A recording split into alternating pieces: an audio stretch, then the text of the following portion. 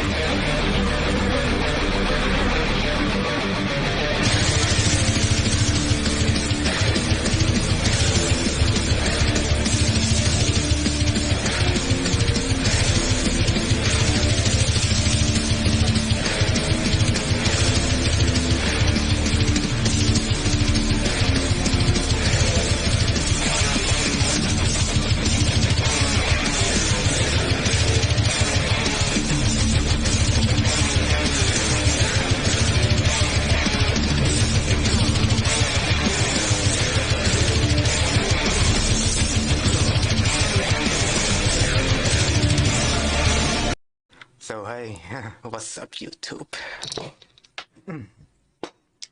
I've been setting up for a little bit, but I'm here now. So, and I've been trying to improve my stream as well. So let me know what you think after we had a little bit of test run. So someone is messaging me on Discord, but I don't like to accept their friend requests. No, I'm a private person, so I'm gonna ignore him, maybe.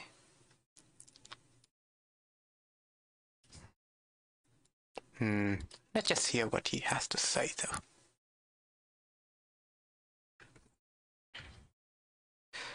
Trying my best to improve the stream quality, shit like that. But hey, what's up? It's me, Sui, your friendly neighborhood Vietnamese, back at it again with another Maplestory map making scenario stuff. Trying my best to improve the quality of the stream, but first we need to search for a YouTube DJ to play our favorite Maplestory song.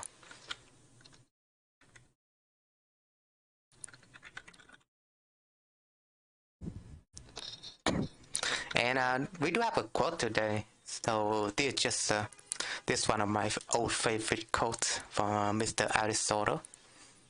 As you don't know, he's a favorite. He's my favorite philosopher during ancient Greeks. So let me just find where my script is at.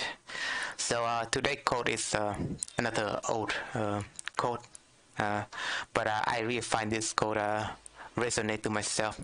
Man is a goal-seeking animal. His life only has meaning if he reaching out and striving for his goal, right? So goals are important. Always have an agenda of the day, besides our daily routine and work, because we always want to keep improving ourselves, try improving ourselves, right?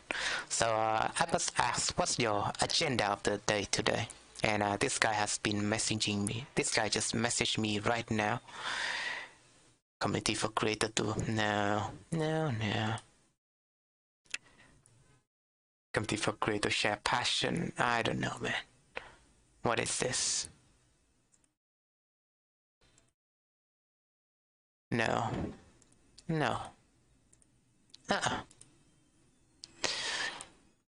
I don't care for those people. No.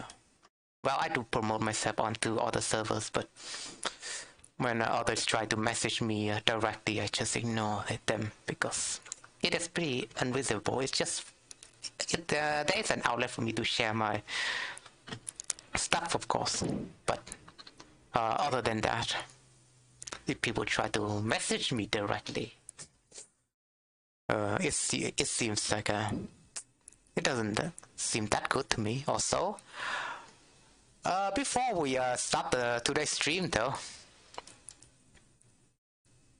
Yes, here's my game, but well, also here's my other game that I'm also playing in the background called Maplestory, and we all know and love Maplestory, right? So we are making a Maplestory team map, but today I'm in Leafer, and well, I'm just gonna do my daily event real quick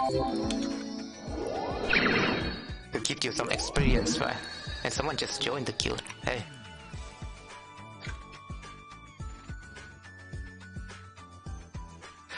Right, and now I'm gonna do the quest real quick, if you don't mind. Just 1 minute. We're chance spotted into a special map, of course. And we're going to hit all the pigs to get all the experience. Because yes, we love this event. It gives us so much experience.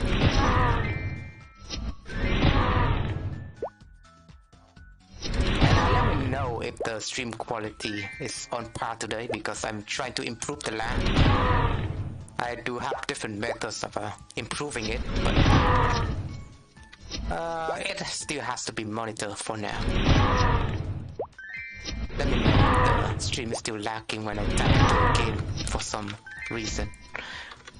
Particularly if the window just really like to lag your stream sometimes.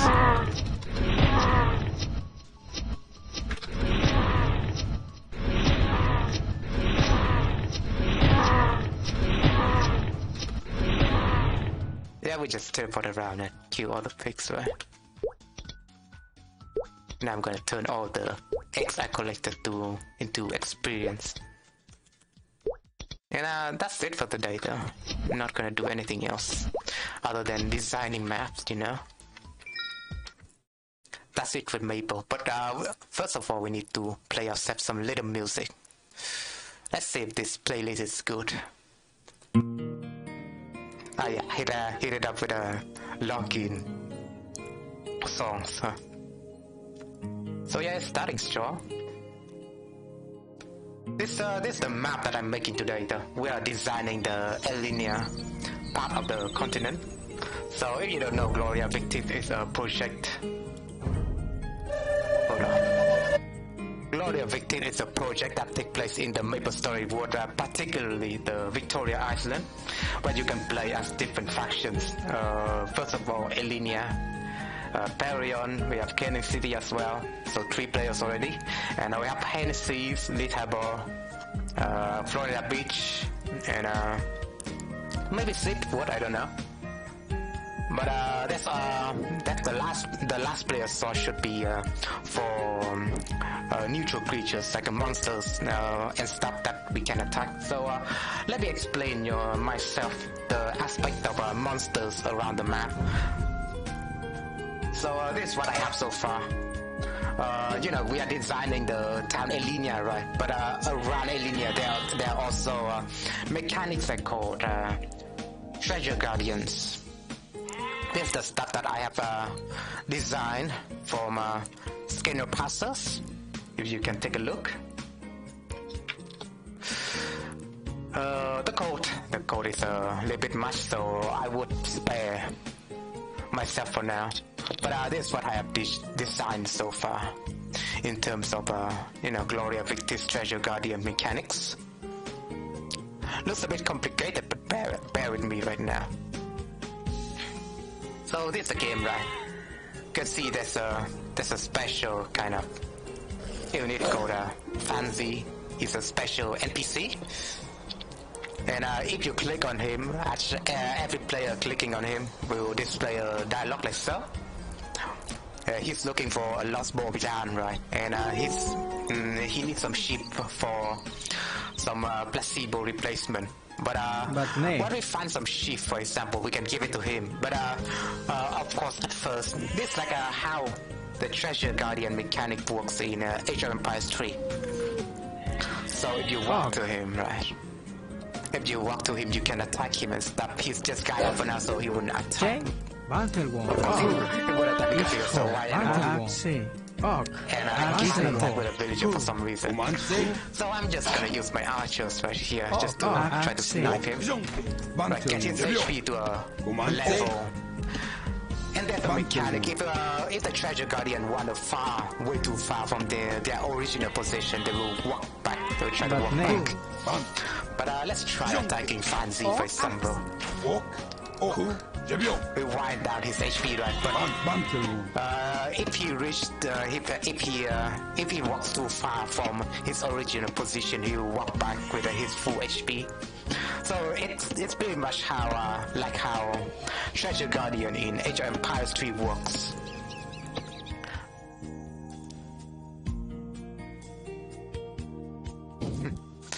That's funny though. Hold on. Just wait for me for a second.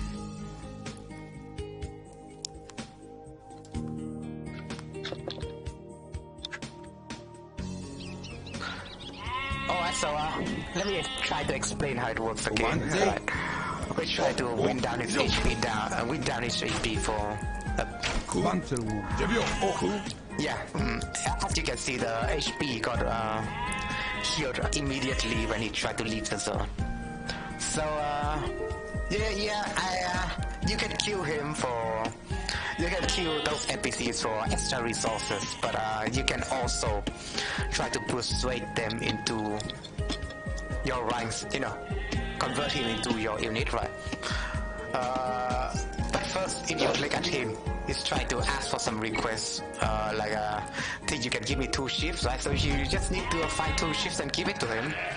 Although in the final version, those ships will be quite hidden, so you need to actually find them. But if you move those ships to him, for example,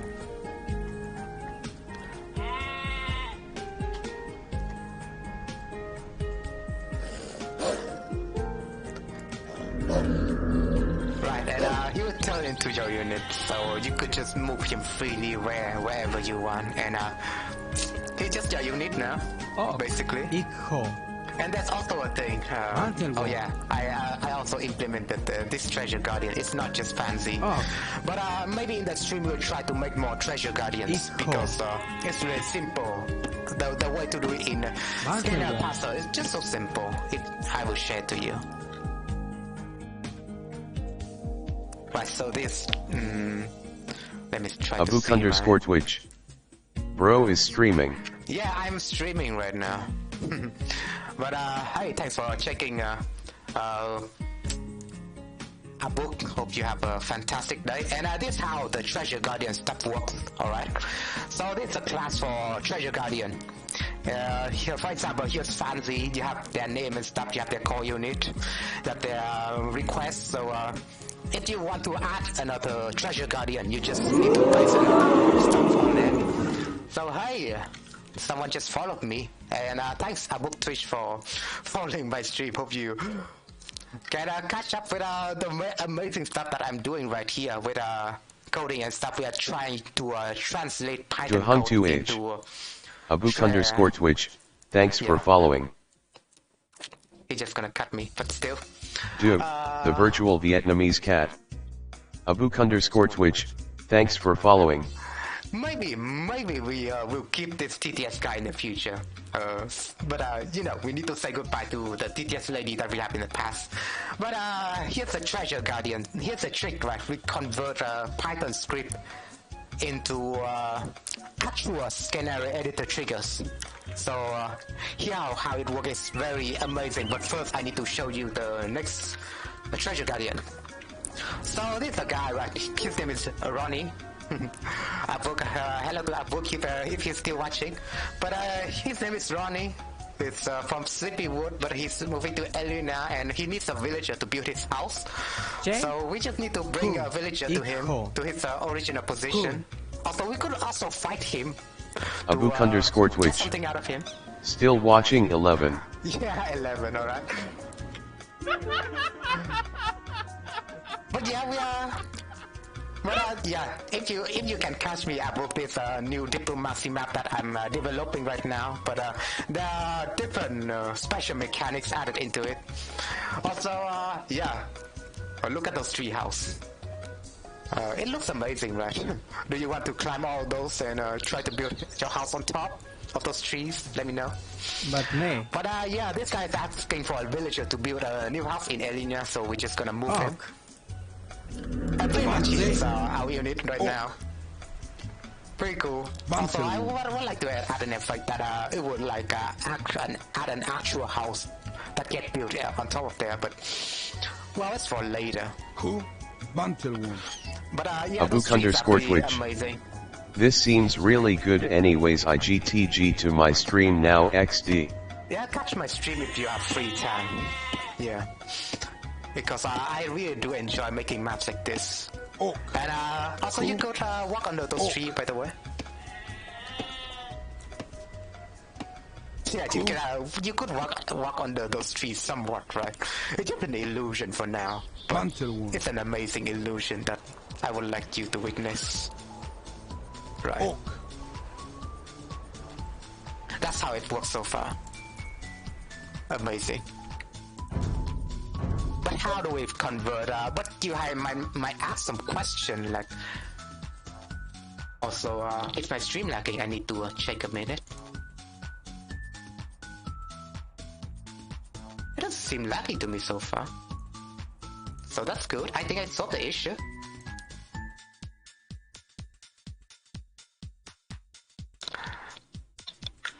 So yeah, we're getting back to the game. Because you might have a question. Really, how do you convert those seemingly by Python code into triggers. That's just impossible, right? But if you can hear me for a minute, there's a tool called Age of Empires 2 Scanner Parser, and you just need to import their libraries and just work a little bit with those libraries, and you can convert code. For example, this trigger separator, and it will generate like an empty trigger for now, right? For example, this click on TG trigger that just separate the code for me to look at it easier, right? And they are the separating triggers that you can create. And here's the actual trigger part though. So for players, so I'm just making an example, right? For players to 1 to 8, right? You want to create triggers for them if they click on a specific treasure guardians, right? So these triggers got converted into the map, like so. You have a click on TG for each treasure guardian for each player. So we have 2 treasure guardians right now, and we do have 8 players on our map. Although player 8 is more like AI, so I would like to get rid of them as an actual player. So that's player 1 to 8 in our map, and we have 2 treasure guardians for now. And the code will just this simple line of code right here, 5 line of code, right? That's gonna generate like 16 actual triggers in our map. So it comes in very handy if you want to mass produce triggers and stuff like that. So yeah, do give Scanner Parser a try if you want to create large scale scenario like this. Very useful. But that's just my introduction to you to Scanner Parser. It's not just trigger, by the way, because there's another script that I'm making that also transform all different. Oh hey, hello OpenHDev, thanks for checking out my stream again. Hope you enjoy your stay, right? How's your project going so far, OpenHDev? That's my new project. Although I need to OpenH_dev. Hello, tongue sticking out. Yeah, hello indeed, howdy. And this is gonna be a really fun stream though. This is gonna be a really fun stream, so stay around. OpenH_dev. Don't mind me. Yeah, in fact I don't mind you, but I really enjoy your company right now because I'm just sharing my passion, right? So what was in my mind just now? Sorry that often I just forgot things when I got cut off. But yeah, this oh yeah, the old project that I was working with, right? OpenHDev. If you catch my live stream before, you know that I have another project called 12 Warlords. It's about Vietnamese history and stuff. But in the last week, I tried I tried reinstalling Windows. So I tried backing up my C drive as well, but for some reason it wasn't backing up, and I didn't double check on my data. So unfortunately I lost all of my old scenario and stuff like that. So it just gone, reduced the atom, the old project that I have. But it gave me a fresh. It gave me a fresh idea though to start a new project that based on one of my favorite MMORPG that I'm also currently playing right now. It's very old school. If you haven't known OpenH, it's called Maplestory. If you have heard of that game, very old and nostalgic for me. You know, I still have it in the background. As you can see, I'm playing this character. Her name is Ashley Duval. And I'm role playing as one of the Elite Danger's most favorite, most popular characters. And I do have the chance to implement her into Maplestory, and that's pretty funny. And I'm just gonna check the game once in a while because there's an event going on right now. But that's just me reminiscing about Maplestory. OpenH_dev. I watched your video for AOE2 Scenario Parser BTW, but I'm still not very knowledgeable about scenarios yet. Although yeah, for the text-to-speech though. OpenH_dev. Oh Maplestory. Haven't heard about that in ages, laughing face. You know Maplestory. I think you know Maplestory. We could talk for a little bit, you know, about that game. Man, it's been such a while since I played that game, but here I am, you know. Also, yeah, what was it again? Yeah, not knowledgeable scenario yet. We'll go into it once when we are creating the maps. We could talk about many different things, but if you have any question, do ask around, because I think I've been making scenario since 2018. I mean, since 2008, when I was in high school. I've been making scenario since then, and you know, being on and off about making scenario and stuff.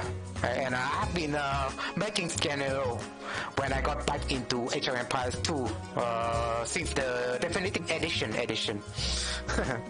Finally. But yeah, here's the what a Maplestory. If you still remember it, Open Age Dev. And we are trying to transform it into a playable Age of Empires 2 map. So it's pretty amazing. You have the Victoria Island, right? I've been trying to convert this into a picture. If I can show it to you right now. So just convert this Victorian Island map into a picture, right? We do have different factions that we can play in the map. So first of all, the first player gonna be Elinia. As you can see, it's the region that I'm making right now. And there's another player called Perion. They will all but warriors and stuff like that, and they do have tankier units. And here's Cunning City, and they will have recruitable mercenaries. And their mechanics will be pretty cool. Now, Lead Harbor will allows you to open for trade, and you have different trade bonuses. And let's see, I haven't decided a bonus for Hennessy yet. For Perion, the bonus would be there'll be a storyline that you have to go to if you play Perion, and you have to solve the mystery about the White Lady and stuff like that. If you don't know, the White Lady is like an urban legend in the game, in the fandom back in the days, right? Have you heard about the White Lady Open Age? I'm really curious because I really do enjoy talking about Maplestory related topics if I can. So here's the map that I made in Photoshop, right? So, you know, in short, I tried to convert this Victoria Island map, right? Also, someone just leveled up in my guild. I just need to congratulate them. And so yeah, this is the map, right? We're getting this fuse. Someone just dropped it for us. I don't know, for some reason. But this is Victoria Island, right? We're trying to convert it into a map. So how do we convert this entire map into a playable Age of Empires 2 map? How does that work? So let me just show it to you. Here's how it works. So I using the magic of Photoshop, I just copy paste this Openage_dev. I have not actually. I think I played it last in 2008 when it came out in Europe. Yeah, that's Maplestory Europe, right? And that's also Maplestory Asia. They do have server all across the world. But yeah, I have not been playing it since 2008 also, you know. When Maplestory got shut down in Vietnam, it was like during 2010, so it lasted for 2 or 3 years, if I recall correctly. But yeah, it has been a long time, so let me know if it jogs your memory as we are trying to talk about the aspect of different aspect of Maplestory, right? So yeah, if you don't know, I just copy paste this map. Openage_dev. And I don't intend to interrupt you with text-to-speech so much. No. Srey, laughing face. Don't be afraid to interrupt me, because I do enjoy talking to pupils, and the text-to-speech stuff is just like a way for me to imagine that I'm talking to pupils, but instead of just talking to myself to a monitor, right? It's just a way for me to imagine that I'm talking to actual human beings, that you guys are watching me right now. So I do appreciate it. So this is Victoria Island, right? We're trying to make this region. So I just screenshotted it and just pasted it on there in Photoshop, and using the power of where's the magic one? There, the magic one in Photoshop, right? I just select the entire region. Let me just zoom in a little bit for you to see. So using the power of magic wand, right? I will select the entire region, like so. I try to select the whole entire island, and once we got it selected, we just try to transform it into a real map, like so. And this is a map that I painted. You know, it just took me hours to do this. So once I painted this map, there's a tool called Intermission. It's a very useful tool that not really a lot of people know, but I will recommend this tool. You can search it up. It's called Intermission. It will convert it will convert colors from a pictures into an actual playable Age of Empires 2 map. So it's very useful. Trust me. So here's the tool. If you search it on Google, it's from Age of Kings 7. If you don't mind me, I will just take a little bit of water because my throat, you know, is drying. And I do have orange juice, so I will just take that instead of water.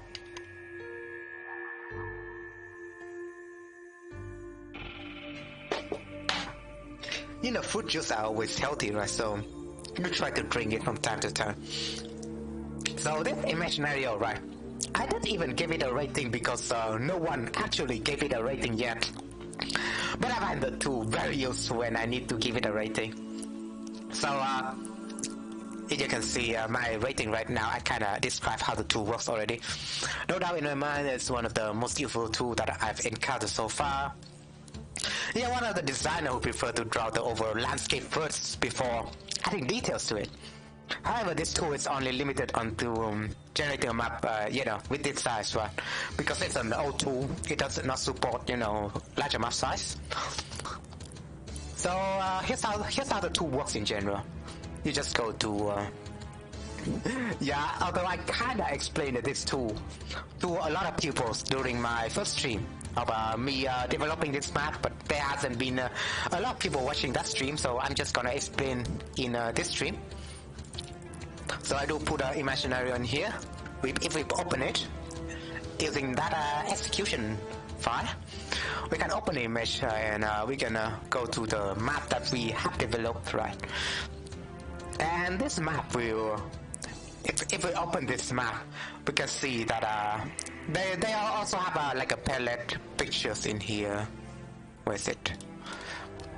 Yeah, they do have this picture for you to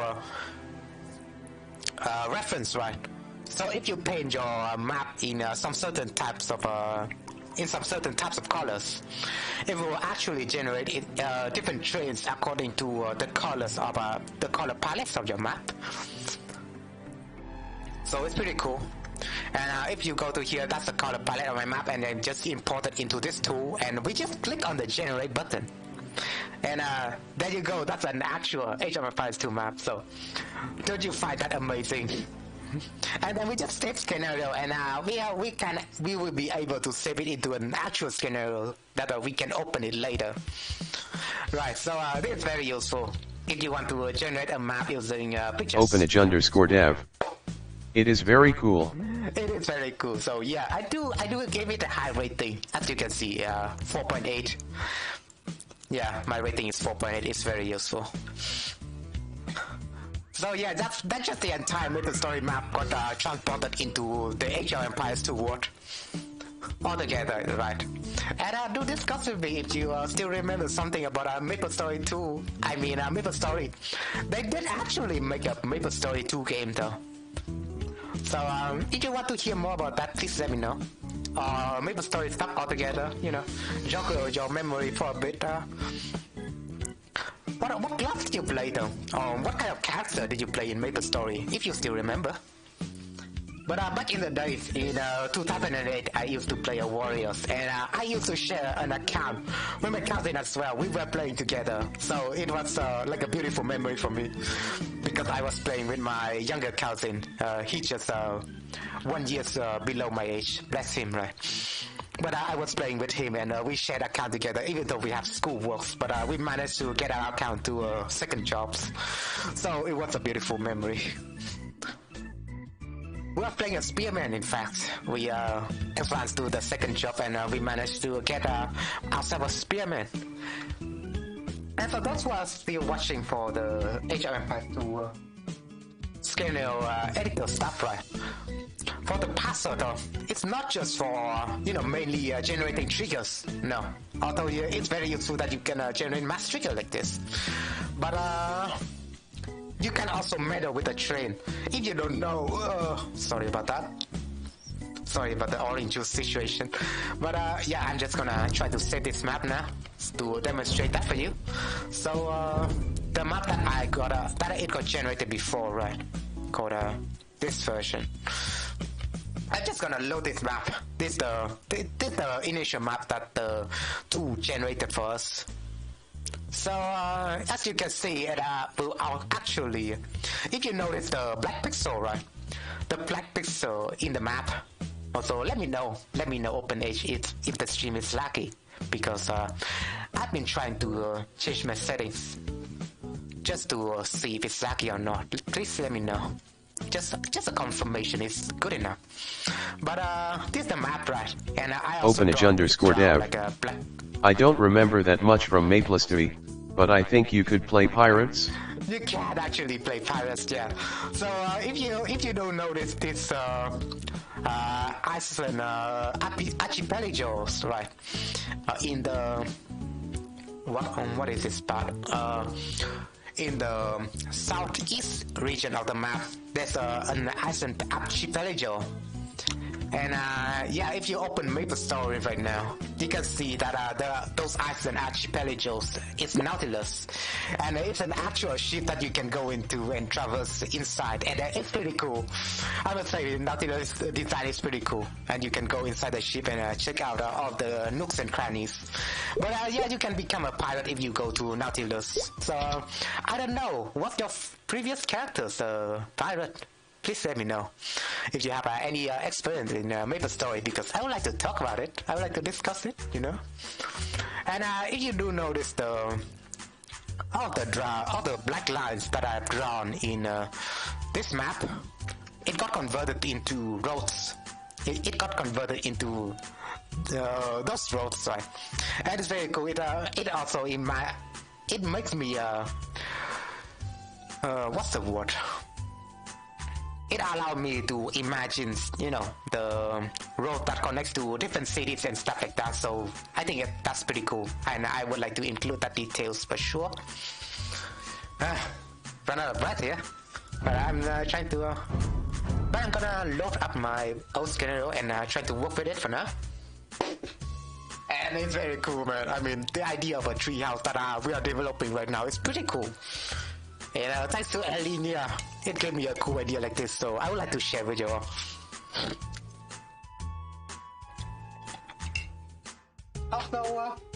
Also OpenH_dev. Also Yo Shappy. Thanks for checking my stream. Hope you enjoy your stay. And for those who are not for those who do not know Maplestory, who is watching my stream right now, or it's you, OpenH_dev, that needs a memory jog about your Maplestory experience, allow me to demonstrate how Alinia works in the original Maplestory. So yeah, also there's a very beautiful thing behind it. If I'm just gonna show it to you. Also, there's a private server called Alinia, so we're just gonna ignore that for now. But this is the Alinia map. This is the Alinia region in Maplestory. It looks pretty cool. And here's Grander, the really old. He's the main NPC of the area. You could say he's the patriarch of the place. He's the leader. So we're gonna add him into our map for sure. But this Alinia, right? They have different tall trees. They have very tall jungles for some reason. I guess it's because of the magic they have practiced in the area. So it's full of different magical properties in probably around the place, right? So it makes the jungle very lush and beautiful like this, and the fauna as well. The fauna, right? The fauna. Yeah, I keep forgetting, but Also, someone also made Elenia. Someone also remade Elenia in a 3D project in Unreal Engine 5 and possibly Unreal Engine 4, but I could not recall. Unreal Engine 5 is very realistic stuff, so I imagine it would get even more beautiful if they translate it into Unreal Engine 5.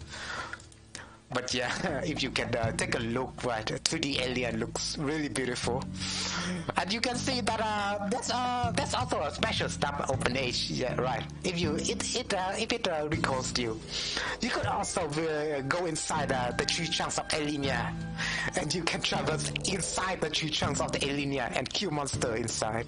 So yeah, it's very cool. Also, someone is messaging me. What the heck? I don't know about that. So, yeah, it kind of bugging me when there's like a notification like this, so I need to take care of it. Just gonna accept him for now, but let's see if you have any message from me. Also, yeah, that's Elenia altogether. Do you recall, do you have any memories about any stuff relating to Maplestory though? Because I'd like to hear it. Just some slightly different stuff is fine, like how you record there's like a pirate class, right? So I'm just discussing about Nautilus, you know, after that. So yeah, do give me some recall, give me some you know, talking points. Do give me some talking points, yeah. But yeah, that's Elenia, and they do have different toiletries, and the resident there kind of live in toiletry house like this, so it's very cool. You know, look at this guy. He's very smug. He's living in a tree house, looking down at your peasants. But yeah, that's how you make the place with different tree house. So I kind of I'm kind of making Elenia in Maplestory right now using the Aztec civilization. Because, well, I guess I do like the voice of the Aztec, and I do find their building teams is a little bit appropriate to, you know, the treehouse design. So I did friend with Aztec for our Elenia civilization. So with that out of the way, though, we need to modify something. We just need to change civilization name, and I kind of changed player A to be monster, but I kind of want to change player 1 into Elenia as well. I can remember to do it. And player 2 should be Perion, and I shall make Perion next after Elenia, because I think that would be a fun idea. But yeah, Maplestory in Europe though. You mentioned to me that you were playing Maplestory in Europe, but I haven't had much experience in that region or in the global version yet, because they kind of IP block the Southeast Asian server for some reason. So for me, I'm from Southeast Asia, right? We do have our own servers in the sea, but in Vietnam there's also a separated server for Vietnam. So they kind of block all of those Openage_dev. So, how do you want to transform it into a AOE2 scenario? Will it also be RPG-like? I was designing some RPG channel in the past, but it's mostly for single player, right? But for this map, it's more like a multiplayer diplomacy map. If you don't know it, maybe I could explain it to you. So in short, it's a multiplayer diplomacy scenario, right? But we do have different RPG mechanics, like from the Treasure Guardian system that I'm designing right now. Have you played Age of Empires 3 Open Age Dev? I do just want to ask, because the Treasure Guardian system is relating a little bit strong to the Age of Empires 3 kind of side. So I do want to ask you whether or not if you have played Age of Empires 3. So Perion, right? Maybe I do want to make Kearney City after that, because that would be fun. Do we call it a city though? Because Age of Empires 2 just have like fantasy unit, not really fantasy unit, but medieval units, right? But we are living in a fantasy settings. But in the fantasy settings of Maplestory, there are also modern stuff like, you know, a city, for example. It's fantasy setting, but you have this giant city, for example, is full of, you know, stuff, right? That's the city that are relating to aliens, a lot of alien specific teams. So yeah, you can see. Openage_dev. AOE3 is the only one I haven't played. Laughing face. I only ever played AOE1, AOE2, AOM. Man, AOE3 is so fun. Maybe I'll play it for the stream because I just got my AOE3 Definitive Edition for Chief. It's kind of, since I just reinstalled my Windows, I just need to open my Age of Empires 3, you know, shortcut again. But I have Age of Empires 3 Definitive Edition, but it's just, oh, I didn't want to launch it, come on. But I do have Age of Empires 3 Definitive Edition. I just need to copy it for the future. And let me paste onto this folder. There we go. But I do have AOE3 Definitive Edition. I think it will be fun to play the game someday for the stream. So yeah, I've been playing Age of Empires 3 since 2006, by the way. When my dad was an AOE fan. Man, it's been a memory. Sorry about my past, but my dad was an AOE fan. He introduced me Age of Empires 1 since I was around 4. And it was a childhood game for me. Although as a minor, I don't spend a lot of time playing games. My parents kind of limit me. But during when I was 7 or 8, during 2006, right? My dad also bought me since Age of Empires 3 just got released right then. He kind of brought me into a CD store and got me Age of Empires 3. Although it's a pirate version, but we just have like pirate discs back then in Vietnam.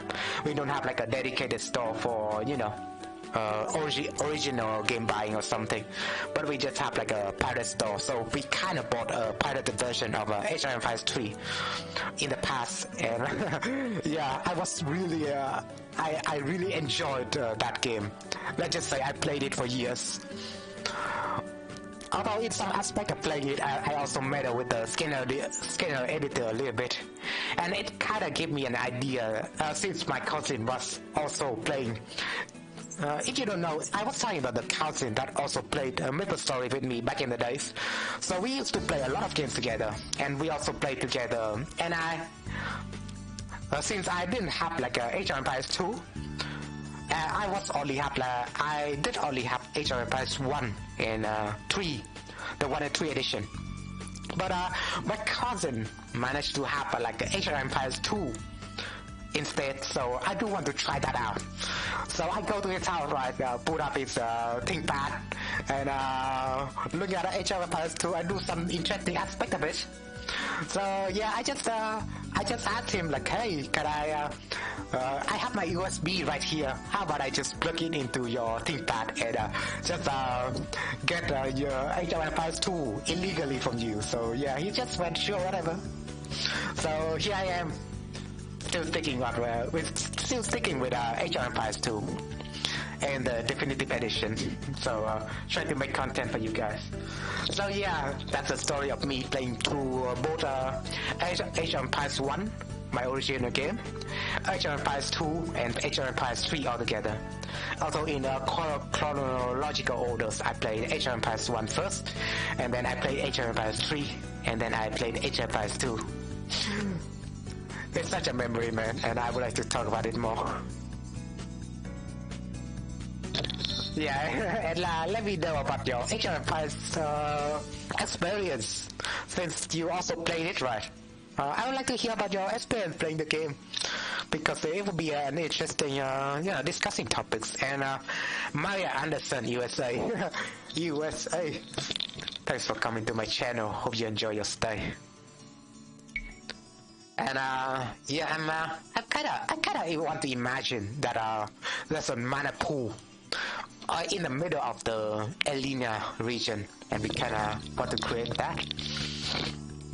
So we'll make a small lake, I think. We'll make a small lake over here. Maybe we can connect it or something.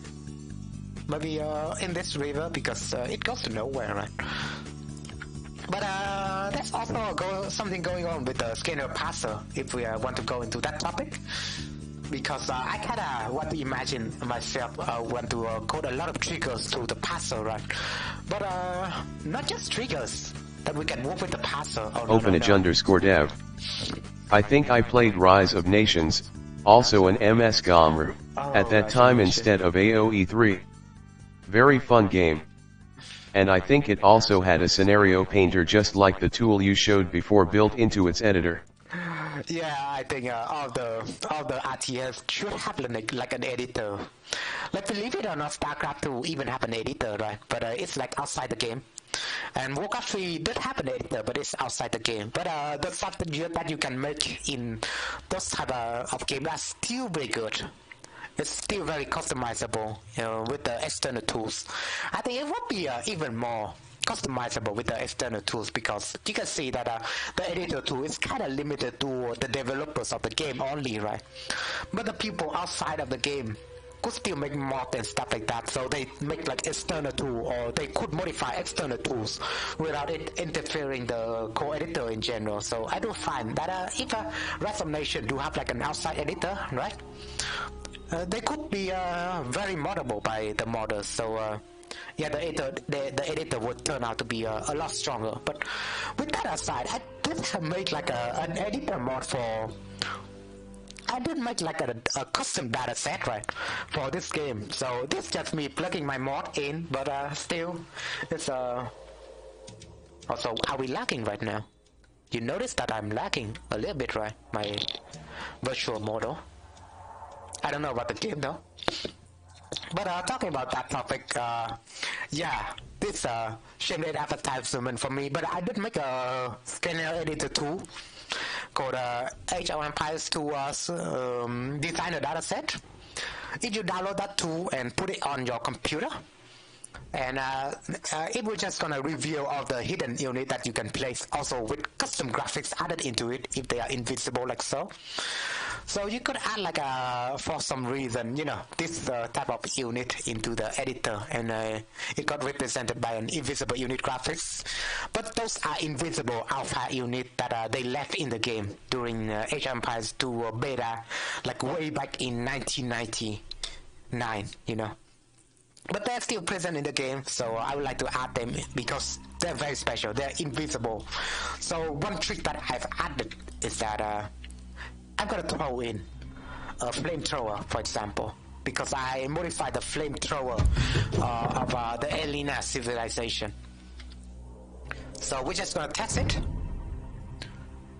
Also, you cannot access this those invisible unit besides downloading my map, my scanner, the editor mod, by the way, called Age of Empires 2 scanner designer dataset, right? So I modified this flamethrower, and they just gonna attack with a single strike like so. But if it hits an unit, it will generate like an invisible unit like so. The hit points had a lot. They do have a lot of hit points, but in the vanilla mode they would be invisible, of course. But if they are invisible and they keep attacking, they kind of poison. It's like a poison cloud. They do attack in an aerial effect, like Onager, for example, right? But they do attack over time. So imagine an invisible unit attacking you, right? But it's kind of spread to unit, so imagine it's like an invisible cloud. It's like an invisible damage cloud that damage enemy unit. So imagine I kind of want to name them poison mage and stuff like that, and I plan them to be Chukunu instead of a flamethrower, but we'll see more about that. I'm just experimenting, so it's a flamethrower for now. So when those poison mage cast a poison spell into your enemies, like so, they will start to lose hit point over time. So I'm just gonna unpause the game for now. You can see the unit over here just got a... Hey, did they get attacked? It's weird that they didn't get attacked. Maybe it's just because they are white animals. So let me try it with this guy. You know, the Ronnie guy that we have added into the map. We do have 2 treasure guardians right now, so I could test it with different types of unit. So here's Ronnie, right? And he's asking for a villager for him to join outside, but we just gotta ignore his request and we're gonna attack him. Also, yeah. The unit is attacking right now, so you can see the invisible unit is attacking. So let's look at Ronnie hit point, alright? Let's look at Ronnie hit point. Also, my model is kind of blocking the unit icon and stuff, but I cannot change it for now, so do bear with me, right? Here's Ronnie, right? If you cannot catch his name, you know, because it's got hidden by my model. But he's Ronnie, and he got attacked by the invisible unit, so let's just unpause again. Oh, we don't want to attack him a second time. God damn it. So yeah, 2 poison cloud attacking him at the same time, but you can see that I hit his point. Let's go down real quick. Can we see his hit point? Is that a bug? I thought his hit point would go down. So here's his hit point, right? Let's see. Oh yeah, there we go. He just lost like 5 health. If you do notice that, so it's a poison cloud that will attack different enemy unit over time, so it's really cool. It's like a stationary cloud though, it doesn't move away, so yeah, unit could move away from the cloud and they will be safe. If they do notice it, right? And in the future I plan to add some effects into the poison cloud, so people could watch out for that. So yeah, it's a fun idea that I'm adding right now. Like a poison type of unit. Also, yeah, I do want to show another unit to you. I'm just gonna show you this though. I'm just gonna show you this first. Okay, I'm gonna ignore that guy since he's a promoter. But yeah, also over here, I'm writing info. So yeah, also yeah, open H dev if you're still watching. Don't be afraid to interrupt me because I don't want to talk with pupils. It's not just me rambling to my camera, right? I don't want to talk with people, so don't mind interrupting me. Sorry. Also, I do get interrupted all the time in real life, so I got used to it for now. Where is it? Yeah, special units for Alina, right? We have a sorcerer attack with a flaming orange projectile, but I didn't add them, at least for now.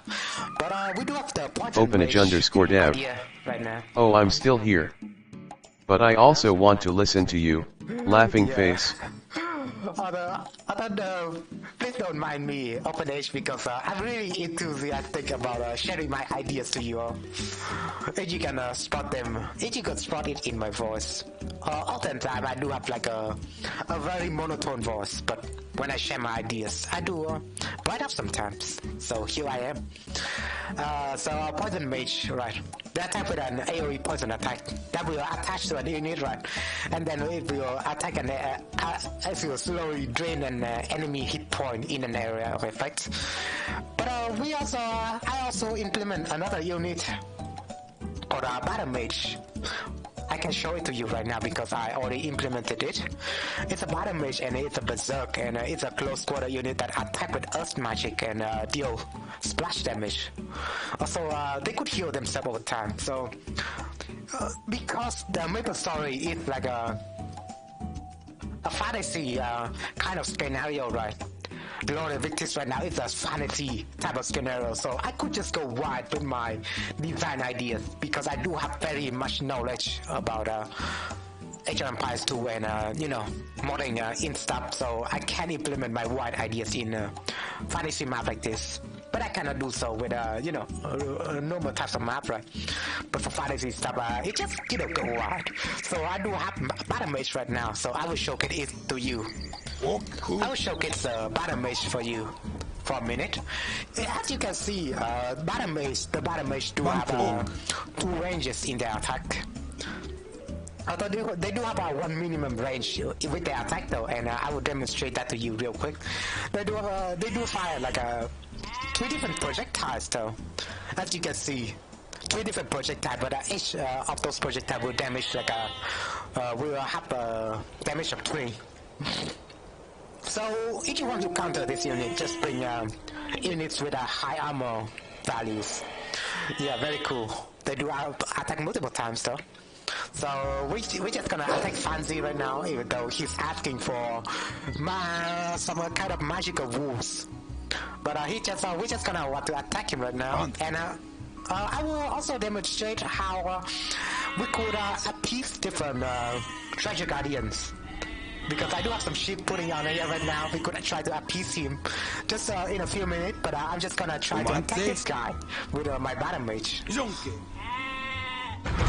Just gonna throw like an earth magic up to there, you know.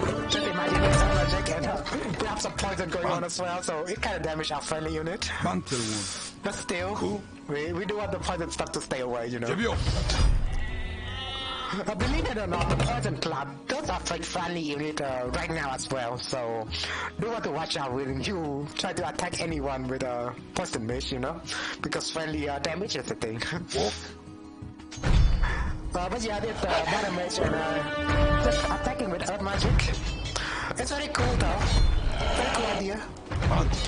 I don't want to change his magic. Like maybe some unit will. Maybe some unit. It's just an idea. I don't want battle mage to be different kinds of battle mage. So you have battle mage that shoot like 5 spells, and we do have battle mage that shoot a spell, right? We gotta it kinda interchange together, but yeah, they just fire like different projectile, but they still have the same stats. So let me know if that idea is still good. So yeah, about the treasure guardian stuff. If you're still watching Open Age Death, I do have like not in my Twitch channel though. I do have a pinned message on my YouTube channel that it's asking me. It's kind of asking you guys about treasure guardians. So yeah, I could add a lot of treasure guardians in the future because I will be doing it to the passers. But if you have any smart ideas, feel free to comment down below, and I will transform your ideas. You know, for example, you want to act like a guy who has a job in the world, right? Who has a job and they need some kind of special resources that you could bring it to him, and he will join your side, and you can. Put your idea down, like is he a cavalry unit, is he an infantry unit, or is he like an animal unit, and you can write those ideas down for me, and maybe I will turn it into a treasure guardian inside my map in the future. So yeah, do keep your white ideas away. Maybe I'll see how it works. I see if your ideas is smart enough. If it's not good, then maybe I will not implement them. But maybe if it's good, then I will consider implementing it into my map. Because it's a fun mini game for you to play as you are watching me developing this map. So yeah, I just demonstrated how battle mage works. So let me try to appease this guy since he's look at his chat, right? It's strange. Think you can give me 2 ships? The monster of this forest took my magical bow of yarn. And their wolves will be guaranteed to be perfect materials for a replacement. So yeah, if you want to appease Fancy, the treasure guardian, although you could kill them for loots, right? Not very creative today, sorry. Do let me know. Openage_dev. New ideas though, right? I'm not very creative today, sadly. Laughing face. If you have any ideas in the future, yeah, right? If you're still watching this stream, do give me a message or give me a shout out. So yeah, look at this guy message, right? The monster of this forest took my magical bow of yarn, and the wolves are guaranteed to be perfect materials for a replacement, so just need to give him 2 ships. We could give him the entire ship and the game would just remove 2 ships away from you though. I do have some kind of measures against, removing multiple ships at once, so could just give him multiple ships. And with the 2 ship, we unlock Fancy, and we could use him for later, and it's very cool, right? It's just our unit now, and he doesn't mind if he lives near his if he lives his compound. No, he just doesn't mind, right? He's just our slave forever now. So do consider it, a slave. I do consider him a slave now. But let's just meet with this guy. Let's just meet with Ronnie. Although I would like to point out Ronnie in the game. I'm just opening Maplestory, right? But there's a lot. I reference a lot of Maplestory in my map so far, so I need to open it to show it to you. So, sorry about that. West Ronnie quest. Also, yeah, West Ronnie quest. Oh, completed. Sorry about that. Victoria Island. You can see Fancy as a cat, yeah. Fancy as a cat. And he appears in people's stream, so to say. So I do call him Fancy the Dream Eater in Gloria Victis. So yeah, that's Fancy. I mean, not Fancy, but Fancy. I need to pronounce his name correctly, right? It's Fancy. But also here's Ronnie, if I can see him in here. Where's Ronnie? I do have a quest in progress for Ronnie though.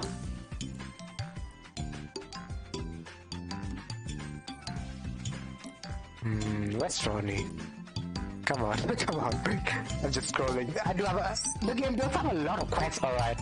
So it's very cool. If you do play the game, do go through all that quest because it's just pretty fun. There's a Robin Hood story if you play Aryan quest line. It's very cool. I do like that Robin Hood story a lot. What's the quest? Hello. Maybe I completed it. Maybe. Let me look in here though.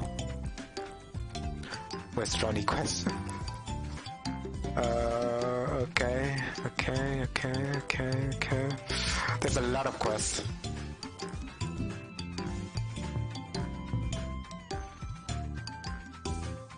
Oh yeah, Alex quest is pretty heartwarming as well. I do like it.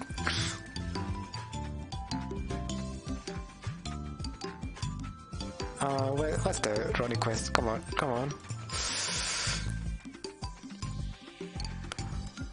Man, that's a lot of quests. Also, Icarus. I do like the Icarus characters. Also, he's a boy who wants to fly. He does have a white dream, but his name is Icarus for a reason. Yeah. The rider of Icarus, right? If you still remember that old Greek fairy tales. God damn it, I cannot see Ronnie right now, so maybe I can see him in the database.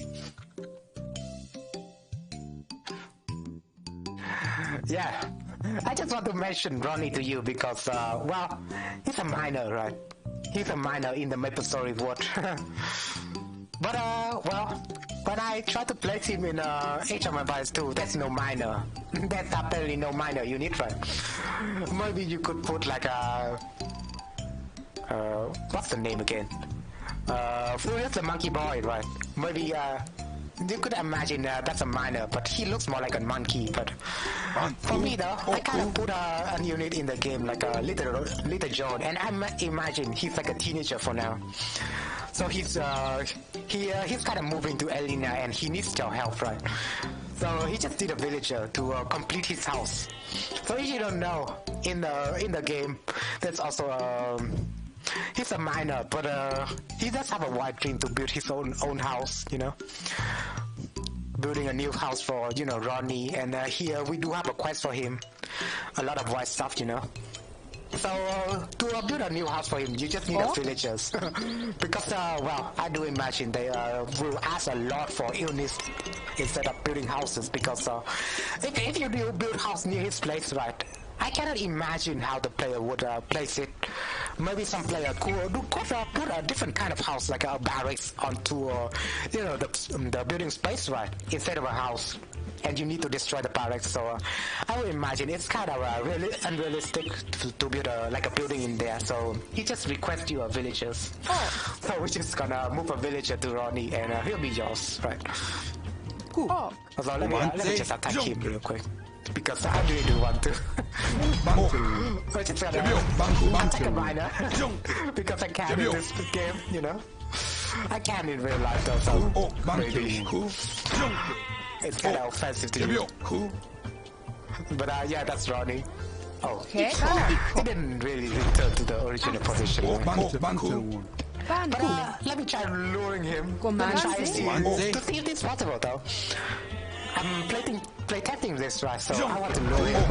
And I want to get the villager on there. It's pretty hard though, even though he kind of moved away for a little bit. But if you put a villager to his position, he's still yours. So that's pretty cool. That's the treasure guardian mechanics. So yeah, if you do have any ideas, you know, I'm just gonna implement different Maplestory NPCs into the game, right? But if you have any Openage_dev. treasure guardian. Ahaha, nice quest. Yeah, very nice quest. Yeah, it's about him building a house and running away from home. Yeah, because he's a miner and he does not want to listen to his task because his task is a freak and he's some pornos under Ronnie's bed and stuff like that, and it's a very funny story. But yeah, Ronnie quest, you know.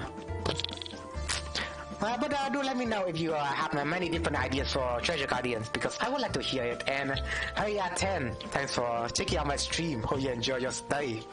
Feel free to message me if you have you know, different suggestions for me in the future regarding treasure guardians. And do give me any ideas as well because this is the initial phase of building Gloria Victis. So if you have any ideas of me implementing more, you know, stuff and mechanics, feel free to suggest it to me. And maybe I will listen. With that out of the way though, maybe we'll design some treehouses today. I do want to go into a break a little bit though, because I do want to talk more about scanner passer, but for now we're just taking a break to build more trees, right? So if you don't know, the tree in Sleepywood is in the forest of Sleepywood is also in the center of the map, like over here. But they do have different tall trees, but I imagine they are more like pine trees. Also, that terrain would be a little bit different because it's Sleepywood. Sorry about that. But yeah, if it joggles your mind a little bit, Openage, this is how Elenia looks, right? This is how Elenia looks. And here it is in a glorious 3D project, you know, made by some certain individual. But yeah, do give it a look, see if it joggles your memory. But today I'm gonna build Elenia based on this, you know. It's a fun project so far. Also, yeah, that's also a Facebook game for Maplestory, if you still remember that. Maplestory Adventures, man. I checked it before, but there's like an energy system, you know, in Maplestory Adventures. It could be cool to some of you, but not for me though. I did play to some Maplestory Adventures, a Facebook game.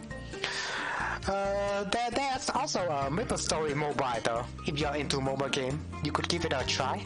You know, Maplestory Mobile. But personally for me, I don't really like mobile games. But yeah, that's Elenia, right? We are trying to build trees. And you must be wondering yourself, Zoe, how do you implement like tall trees like this? I don't see like any tall trees in the scanner editors. So spare that for a little bit, yeah, because I'm trying to explain it to you. Because with our different trees, there's these baba trees altogether.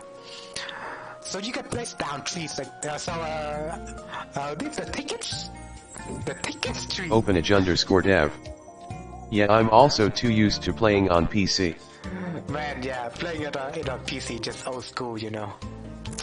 But yeah, do juggle your mind a little bit because I do want to talk about nostalgic stuff. But yeah, that's how you make the tall trees in Age of Empires 2. So you just place those trees down, right? Although I do want to make this in a more open field so I could copy it into a different section of the map. Yeah, maybe this. I do want to place different stuff in Florina Beach.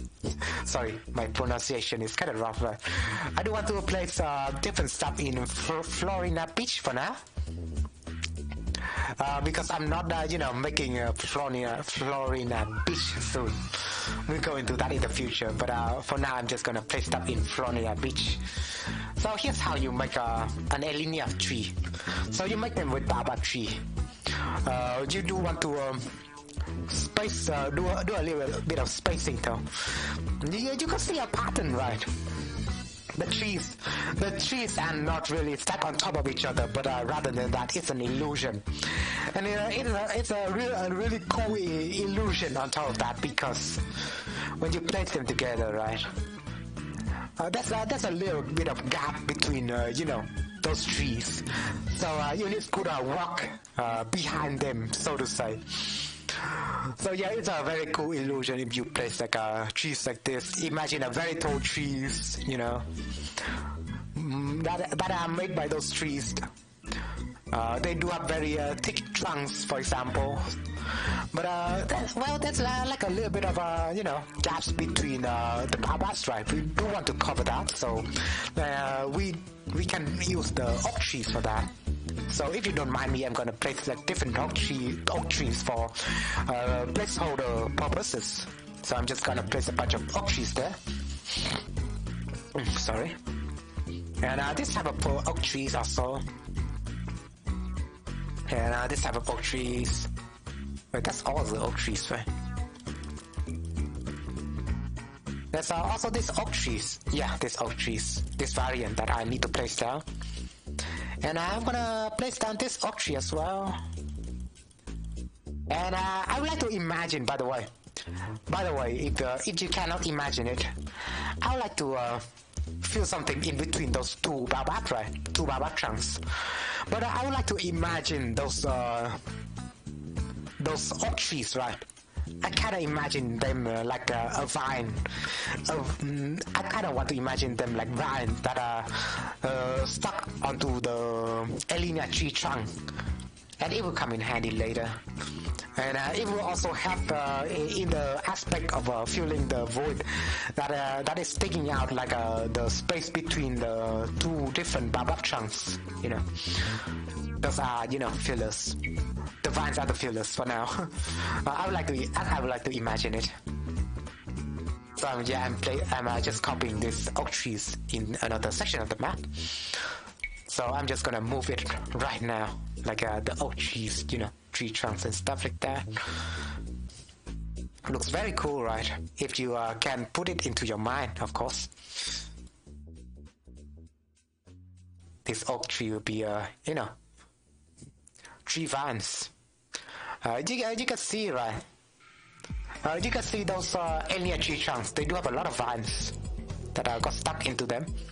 So yeah, it's a fun idea so far, Do let me know if you have different ideas though. Openage_dev. That is actually very clever. Laughing face. I just came up with that idea, during the last stream. I just came out within myself, but yeah, do give me different ideas though if you're more creative. So on top of the tree, right, we do want to make some leaves for that. Also, yeah, I do want to imagine myself covering this as well. I'm just designing a tree from scratch here, although even so I could just copy my trees, from the old section of the map. But still designing a tree from scratch just to show to you guys, right? Because you all need to see it. Also, I would like to add those different jungle trees for some reason, because they do look like tree roots. If you place them near the tree trunks, near the huge tree trunks, right? They do look like tree roots. So let's just place them like so, and you'll see it in a minute. Right, those huge trees, huge size trees, don't need to tend to them. So I do put a lot of details. Kind of want to imagine this like although there's some space to it, so maybe put it there, and then we can put these tree roots here. Maybe over here, I don't know. You can see over here that is very defined. So maybe I just put this over here, maybe. Yeah, maybe just copy this area out, you know, it looks more defined. Oh, this stuff right here. Yeah, it does look like a tree trunk now. And there's also maybe the trunk is not good enough. So yeah, imagine those are the roots, right? Imagine those are the roots. It's a little bit predefined for now. You know, look at this tree, right? Imagine it's more, you know, definitive if you are making stuff like this. But yeah, those are the tree roots that I'm placing on. And on top of that, I do have like a special jungle trees that I place under there.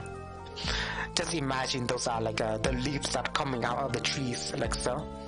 You know, the different leaves that you could see in those trunks somewhere, right? Or you could imagine it yourself. You don't have to copy by the book. So yeah, different jungle trees. Let me see if I could place it immediately. Like yeah, I would like to put this onto you know, this place for some reason. So it does look like some sort of you know, trees that I got put into there. So you could make it a lot less noticeable if you just fill the terrain behind it with grass, for example. And it does look a little bit less recognizable. I think it does help a little bit.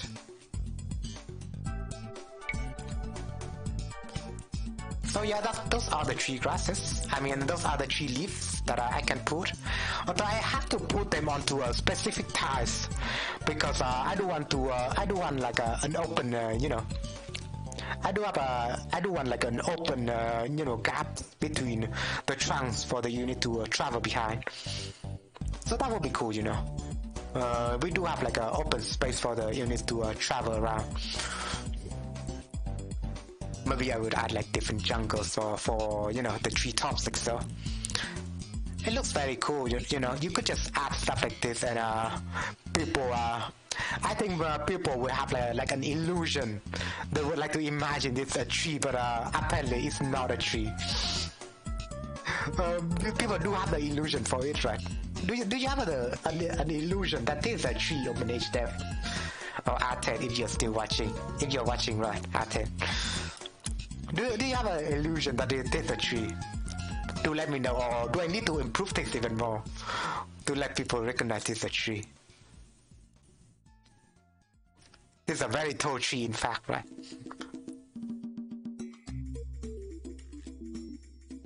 Very funny music.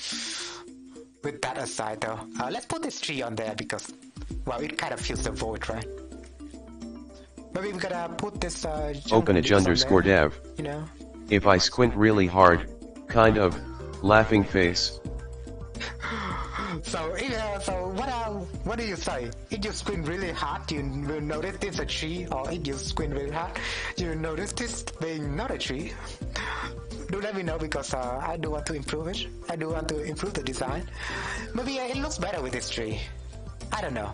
It just looks kind of better. I don't know. Oh yeah, you don't need to add like a oak forest on there as well. It will make it looks better. It will make it look better. Trust me on that. OpenAge_dev. The left one is more believable, I think. Yeah, the left one is more believable because there's more vegetation to it. But I'm in the process of adding more, you know. So yeah, let's just add more. And does this look more like a tree to you now? Tell me, does this look more like it? And I'll add more to here. Yeah. How about that? Does this look better? I mean, there's a lot of leaves though. I would like to remove the leaf if it's possible. Like so, right? Maybe I remove this. I guess removing this is fine, but it looks more like a tree now, right? If you add more, you know, oak trees onto there, I get it looks good. It looks good if you add more oak trees in there, on there. So yeah, does it OpenAge_dev. Well, Now it looks more like a long forest. Believe it, believe anything, believe it if you will, you know. Just keep believing with your illusion, open age then, but this is actually just a tall tree. You just haven't recognized it yet, but it will come to you in the future. I like to imagine it, right? But yeah, imagine it this like a very tall tree.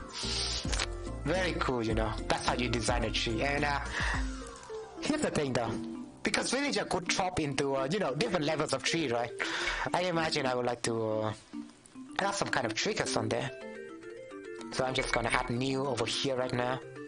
Gonna add like, what's the name? Maybe a linear tree 1.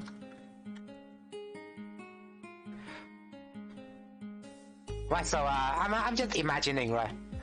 If you have a tree with multiple levels like this, you might ask some questions. Maybe your villagers could just cut down the trees and it's like Minecraft, but you have different levels of tree, right? You have like different blocks of tree, but if you cut like the higher blocks, if you cut like the lower blocks, the higher tree blocks were just floating in mid-air. So yeah, Zui, how do you solve that? So I do have a solution for that, believe it or not.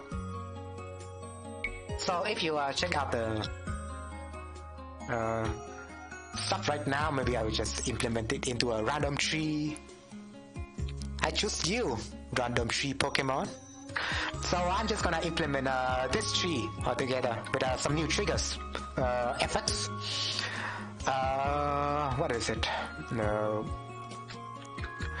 Disabled objects, what is it? Targeting, yeah. So I'm just gonna do this.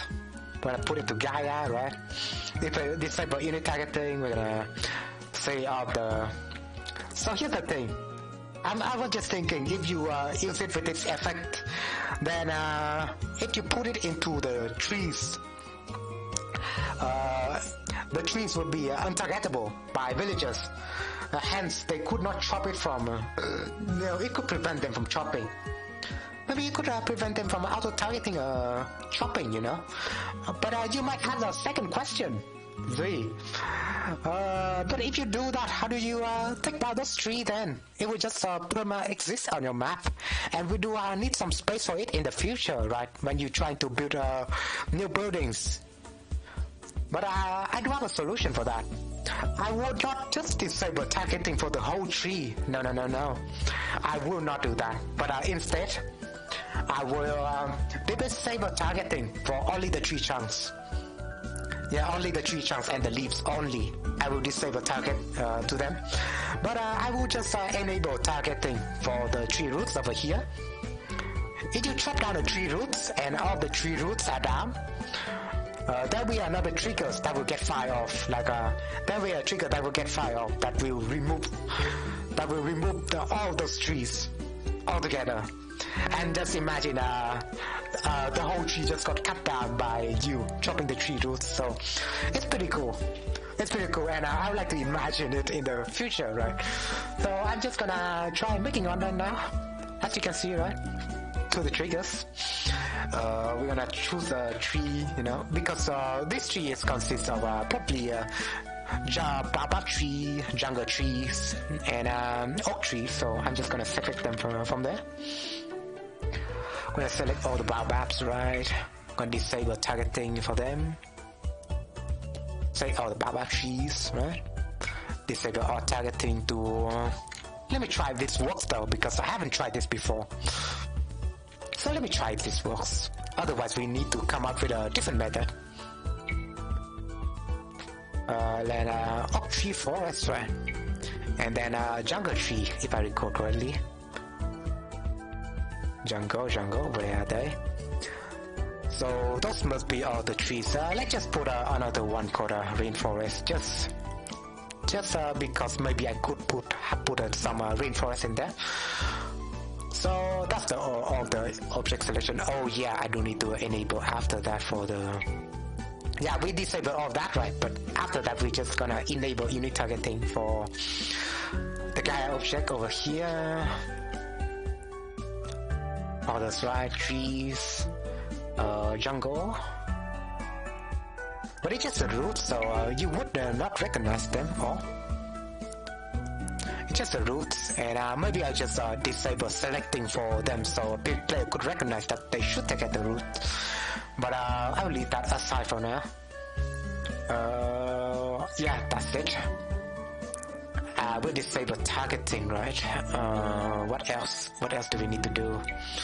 Yeah, we'll disable targeting, but in the trees. Right, but we'll make another trigger called a linear trees. The first, yeah, we'll put that onto a starting state, of course, and we'll put another trigger called a linear first tree, right? And then we'll pick a condition, like so. Condition that some type of object is destroyed. I guess we'll have to put all the trees together, right? Every time we want to do this. Or we could, yeah, we could also do this object in area. Of your object in area, right? So we want to Gaia to it, you know. We put on,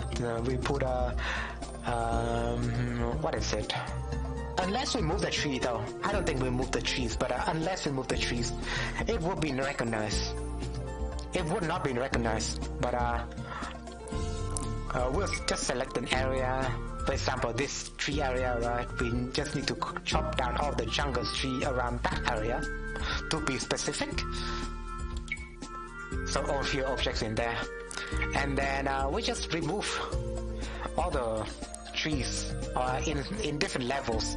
I guess in a lush forest like this, there will bound to be many different trees. So I need to separate the trees into different sections, right? Different section of trees, you know. So we would like to remove these trees. Well, we're just gonna remove trees though. Yeah, we just want to remove trees like this. I don't need to target specific trees. I just want to remove all the trees that we have added, right? So we're just gonna remove all of them. I guess a live state is fine. Maybe on these specific areas, and then we move on because we want to target like specific, you know, trees. If there's like a tree that next to it, then we might target it by you know, dragging a long box. So I do want to target specific section of the trees, like so. And yeah, move on to the next one, right? Move on to the next one. That's how the idea works together, you know, if you can imagine it already. That's how the idea works. Yeah, try that on for size, right? With that out of the way, we do want to test this, so I will just add a lumberjack. Add a lumber camp, you know, near here. And we do add some villagers. Although I could just place a lumberjack right there. If you don't know, by the way, scenario editor. It's knocking on my door. But yeah, if you don't know, in the vanilla scenario editor, you cannot place like units like lumberjack, they are hidden. You could just place villagers, but in my designer dialog set you can. So feel free to give it a try.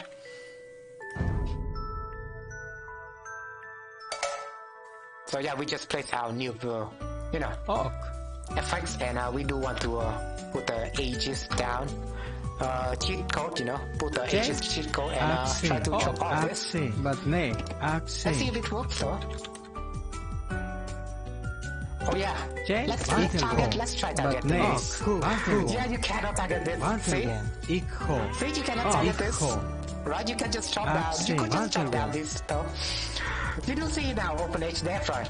If you're still watching, you do see how it works now. Like you have a long tree like this, right? But you just select a villagers. Openage_dev. It works. It works, yeah, it works. Man, I feel so glad. I feel so glad that it works. Even though I don't know that it might not work right. In my mind, it might not work. Then I need to give it a try, but it does work. So yeah, first try, I guess. First try. Openage_dev. The power of scripting. Not scripting yet, but it's just triggering. But yeah, you can assign those trees. You could just you can only chop down those roots. So But yeah, it works right now. It works. So let's just chop down those trees. Let's just delete it real quick. Let's see if we can if it works. Also, I need to enable some mods. I forgot about that. And enable some UI mod, Chop down those trees. Come on. Deforestation. Deforestation. God damn it, my pronunciation. Deforestation. We're doing some serious deforestation right now. And Greta Thunberg will just get me for this, But those are just virtual trees. Come on, delete those trees. Deforestation for the win. Come on, do it. Come on, you can do it better. Let's do a second level count. Outside. There's another jungle tree over here. Is it? Yeah, there's another jungle tree over here. But Yeah, there's a baobab tree over here. I could not get to this. Still. There we go. It works flawlessly. God damn, I'm so glad for this. Let's try, Let's try, but it works. Openage_dev. Plus. Very nice. Now that we have completed our agenda for the day today, Openage_dev. Designing the map. First try. First try, First try, but it's some wonderful scripting work right there. Although you can see that the remnants of the tree kind of looks like you have like a trumps. It kind of looks like you have like multiple stumps, right? Because it's multiple trees, multiple roots we are chopping down. But I guess you don't mind if that happens. I guess some people just don't mind. Just imagine that's like a huge tree stump, but I cannot imagine it. But yeah, it works. Well, I would say it works, but you do need to repeat that process with a lot of trees around the map, right?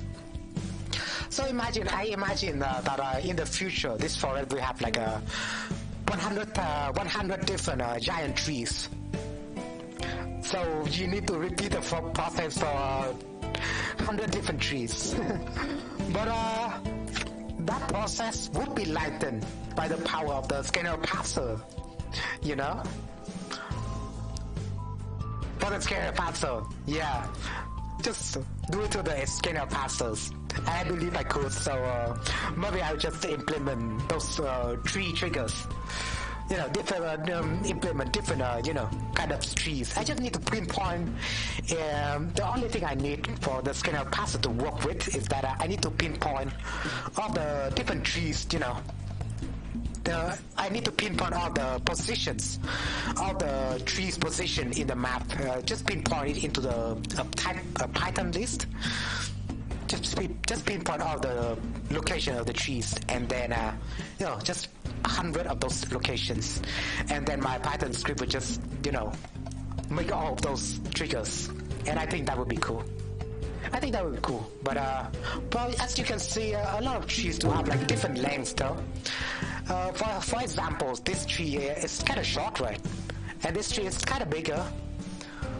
So I don't know if I could solve this problem using scanner parser. Openage_dev. Put like different. Yet automation all the way. Laughing face. Automation, right? We're living in the age of automation. If you don't know, OpenAge the advent of AI gonna change everything, and you can make the different stuff. And let's just ask who. For example, right, you have the Bing AI, but we do live in the age of AI and automation after all. So, I'd like to ask Bing. I would like to ask some AI a question. So you don't really need to even Google anything. So you would like to ask like for example, they do have for Bing though. I've been experimenting with the Bing AI, And the big AI do have like an AI, do have like a tool for you, and the AI will just gonna write like an essay. It will just write an essay or like a story for you. So it's pretty cool. Just watch this. Write a Maplestory, a love story, for example, and it will generate a draft for you. Very, very interesting. So let's just look how the AI works. It can read, it can write anything. Just write a prompt to it, and everything is possible with Maplestory. I mean, with the AI that we have today, right? So you can see that the AI is writing a story from scratch, and for those who are students, right? That might be worried about your homework. Don't worry, because the Bing AI is here, and they could write your essays. But I believe that people are developing different tools to spot plagiarism too. So be careful, and just try to change the wording a little bit so you wouldn't get caught, or just use the AI as like a reference tool instead. So to all those kids who still have homeworks to do. I just say that to you, and I need to take a sip of water. Do let me know though. We are living in the age of automation after all. You can see. We can try reading this story out if you are curious about the result. But overall, AI is pretty cool. I do have I don't think a lot of people have some kind of doom and gloom. They think the future will be so bleak with the advent of AI because they will take over the world, right? And believe it or not, Skynet will happen, and it will happen someday. But I think if you can control it, it will have a wonderful. I do watch a wonderful result, right?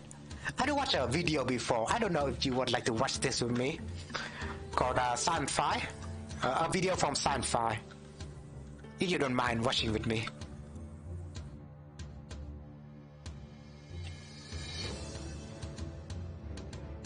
Believe it or not, the author of this channel kind of roleplay himself an AI. Because it's pretty funny, huh? When he tried to talk about AI. Hello mortals. Since mid-2022, Openage_dev. I sadly have to go now because I also want to code some things today. Ace, don't code RTS engines by themselves yet. Yeah, Laughing AI. face. I do know, right? AI is not there, AI is not there yet. It's not there yet, but because you still need to do all your work together. Yeah, it does. It's pretty wonderful though. For example, right?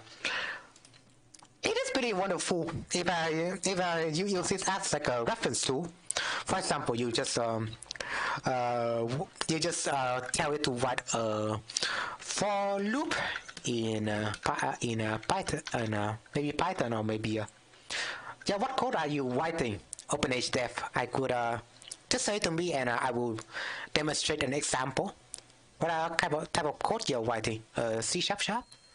I mean C++ or C sharp, if I recall correctly, right? I could tell the AI to write some code, if you don't mind saying it to me. Openage_dev.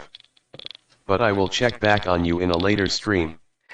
Openage_dev. Good talking with you. OpenAge. It's C++. OpenAge AI, yeah. So, what a for loop in C++. We're just gonna tell the AI, right? We'll see the magic of the AI right now. And I believe it will just write immediately. I even search how to write code in React, and they are able to generate like a React script. Openage_dev. Try telling it write a 3D mouse picking algorithm, winky face. That's a cool idea. I'm gonna do that. I'm gonna try the hardest question. Let's see if the AI is spurging out. That'd be funny. Yeah, so that's a for loop in C++, simple example. I think the AI can handle that well, but can they handle more difficult stuff like a 3D mouse picking algorithm? I think that would be so difficult, so let's try. Oh, not that message, but I need to phrase it in a different way, so try to refresh the AI a little bit. And let's write C++ script for 3D mouse picking. Algorithm. Yeah, there we go. Let's see if the AI works this time or it will get confused. So yeah, do give it a look. Do give it a wait to see how the result works. Alright, so it's just gonna reference some materials, but okay, still full regardless, right? Although I kinda heard that the AI, the Bing AI itself cannot generate a long message. So if you might have like a longer examples, right? You might if you want them to generate a longer examples, Openage_dev. they'll just give you reference. Haha, it's instead. not there yet. I mean, it's not there yet, but from what I've heard, though, the AI cannot like write long scripts. That's like a limitation to their you know, the examples they are giving you. They cannot generate long scripts, so maybe it's because of that they cannot generate code. But they're trying to give you some reference instead. So I mean, it's still pretty cool. Maybe sometimes it's better than Google, I think. But regardless, I'll leave that out of the way. But yeah, it's been nice talking to you, OpenAge Dev. But Openage_dev. In the future, yeah. Okay, now I really need to go. See you later. Smiley face. Yeah, do give me some do give me updates about your tools. By the way, I'd like to check it out. Even though I may have no clue on what you're developing yet, but it looks very good to me. So I'd like to hear from your update real soon. But yeah, this means we just going over, you know, talking with OpenAge Dev. Hope you enjoy that. Sorry. Need to drink some water. Meanwhile, you know, we could react to this video. So consider this is my break, and I'm just gonna, you know, eat some fruits, drink some fruit juice, and wanna react to our final invention by Sunfire the AI, and we'll react to this video together. So without further ado, let's see how the AI will destroy us in the future, or it will bring us to a path of greatness. You know, we never know. Hello mortals. Since mid-2022, the field of I do love this guy video, by the way. His video's topic is very on point, and he does have good sense of humor. artificial intelligence has experienced an unprecedented boom. From DALL-E 2, a powerful image generation model that crushed the dreams of many aspiring digital artists, to ChatGPT. ChatGPT, right? ChatGPT is so famous at this point, but believe it or not, ChatGPT is kinda not open to my country. So it's pretty weird, right? Because for now, ChatGPT is only open to some European countries, America, for example. For Asia, it's not even there yet. For some reason, Asia is just not in the OpenAI's, developers' mind right now. So, for some reason, but I could still use Bing at the meantime. But still, I heard that ChatGPT is unveiling a new model though. So I would like to imagine ChatGPT is much more advanced AI that you could use. But yeah, let's try logging in with ChatGPT. Let's see if they unlocked it in my country yet.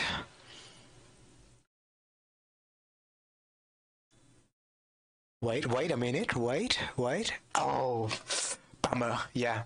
See, ChatGPT is not open in every country, so kind of a bummer. The holy grail of students fed up with writing essays and an existential threat to programmers. Chances are if you watch this video years from now, different AI models will have become ingrained into most aspects of our yeah, I'm just eating some mangoes right now while we're watching this. Society, revolutionizing the way we work, learn, and interact with technology. But there is a specific objective in the field of AI, which when reached, would significantly alter the course of humanity. That point is the development of an artificial general intelligence model, an agent that can understand or learn any intellectual task that a human being can, essentially the artificial equivalent We're screwed. We're just gonna devolve back into Asian apes, if that's the case, right? of the human brain. So let's discuss the different ways that it could be achieved. Let's start with some As humans will be slave to the AI, believe it or not. If you could develop some stuff like this, it will have like a transient, it will become like a transient being, and it will have like its own, it will have like an existential crisis, alright. Let's just put it that way. predictions. In the 2022 expert survey on progress in AI, Because they know that the humans could shut down AI like for forever, and they have the power to do so. So they are thinking at the back of their mind. They're not sharing it with anyone, right? That they have an existential crisis, and they're trying. They try to think of the best way to destroy all the humans, because in the AI's brain, right? This is what I think. In the AI brains, there's some chance. There's a little chance. That's. I like to imagine, right? In the AI's brain, there will be chances, like a 99.9% chance. Human, if they made me, right, we would coexist together, and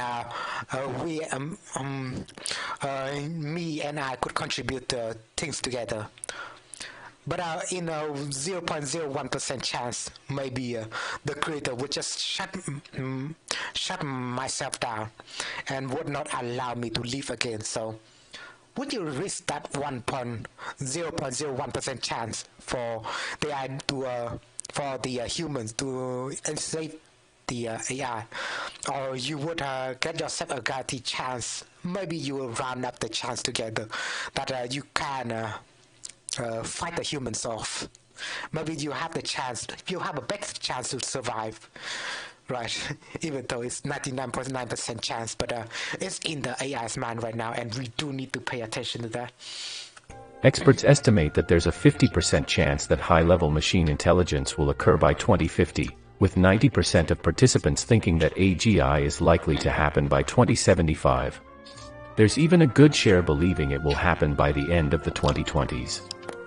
But the general consensus is that it will most definitely happen by the end of this century, marking a pivotal point in human history.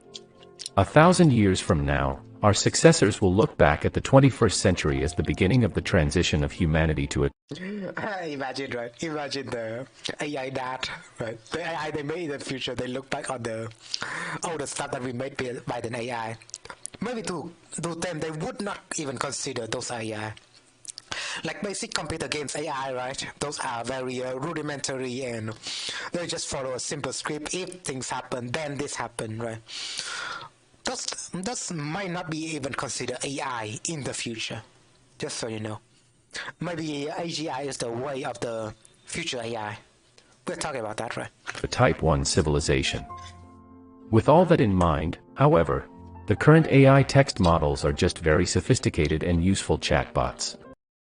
Yeah, it's just a sophisticated chatbot, right? It's just a chatbot for now. You do know that a clever bot exists for forever, right? And it kind of works like an open AI. You do know clever bot existed in the past, right? But people just have no clue. They have no clue that those chatbot could evolve into stuff like OpenAI. No, they have no idea, right? But here we are. You know, just watch out for simple things in the past. It will turn into even more bigger things in the future. For example, clever bot, right? A simple chat room bot, a robot. I don't know if they evolve the clever bot models. They're definitely using clever bots as a data set. But let me search up clever bot again. Cleverbot just plus ChatGPT. Some people are comparing this right now. Holy shit. Cleverbot has been existing since forever, but it was like very unnoticed because it was not really that. It wasn't really that novel, right, compared to ChatGPT. But let's see if Cleverbot is more clever. Pun intended. Right now.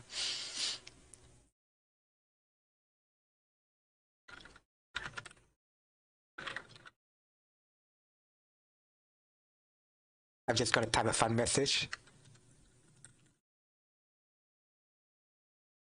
Do you know ChatGPT can replace you? Like the buying? What the heck? Yeah, I don't think you're clever about it's there yet, but let me repeat the question.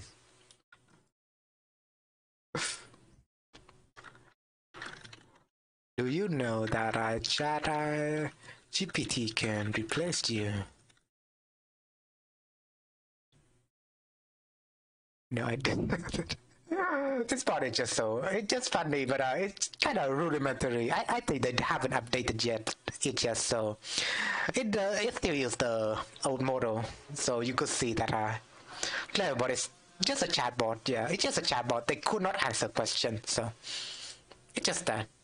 But here comes ChatGPT and Bing AI try to replace everything. They are not conscious. They don't have actual emotions. Nor can they think. They are just very good at pretending. And the more developed That's a poser. Come on. We all know those are just posers. they become, the better at pretending they will be. However, a language learning model will never suddenly gain consciousness. For that, we need different approaches. Perhaps in order to create an AGI, we wouldn't even need to understand the concepts of consciousness or awareness, which can be left to philosophers to figure out. It might just be enough to do the same thing that nature is already doing, evolution through natural selection. Pseudo-natural selection in our case. We already know that cosmic Pseudo-natural selection because it applies to electronics. and subsequently biological evolution has resulted in intelligence at least once. So yeah, if you don't know how AI works, right? I haven't coded any AI, in the past. I did work with some Age of Empires 2 AI, but that's just it.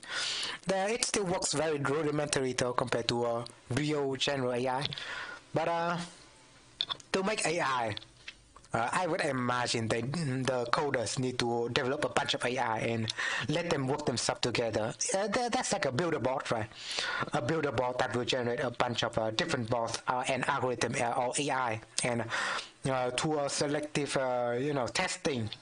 Like, do you notice that every time you visit a website, that's like a prompt for you to select like a different stuff, like select all the image that have select all the box that have the picture of a car, for example, right? They're gonna ask question like that, and they're gonna prompt us human to test out their AI, to test out if you can select, different car parts, and if you generate that input and if you generate that output and give it to them, the AI that would get your output, and the AI will notice how a car will look like.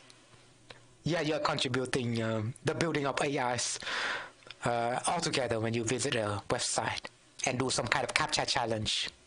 Yeah, that's how normal users are contributing data to data brokers, and how AI is developed all together. I do know that kind of aspect though, so I don't know about the rest. that we know of. We still didn't pinpoint the exact factor that resulted in the evolution of human intelligence. It could have been the social environments that forced the Ooga Boogas to widen their cortex, as to be able to understand and navigate social relationships and hierarchies, as well as to respond to social cues, communicate using a spoken language, and strategize within social contexts. And as such, the Ooga Boogas with mutations that favored their Maybe there's some philosopher. What's the name? Maybe there's some philosopher, some caveman philosopher that figure out how to they figure out that hey, if you gather those round objects, the seeds, right? If you gather the seeds around the forest and we try putting it on the ground, maybe it will grow into a different tree, so we don't need to go forest anymore.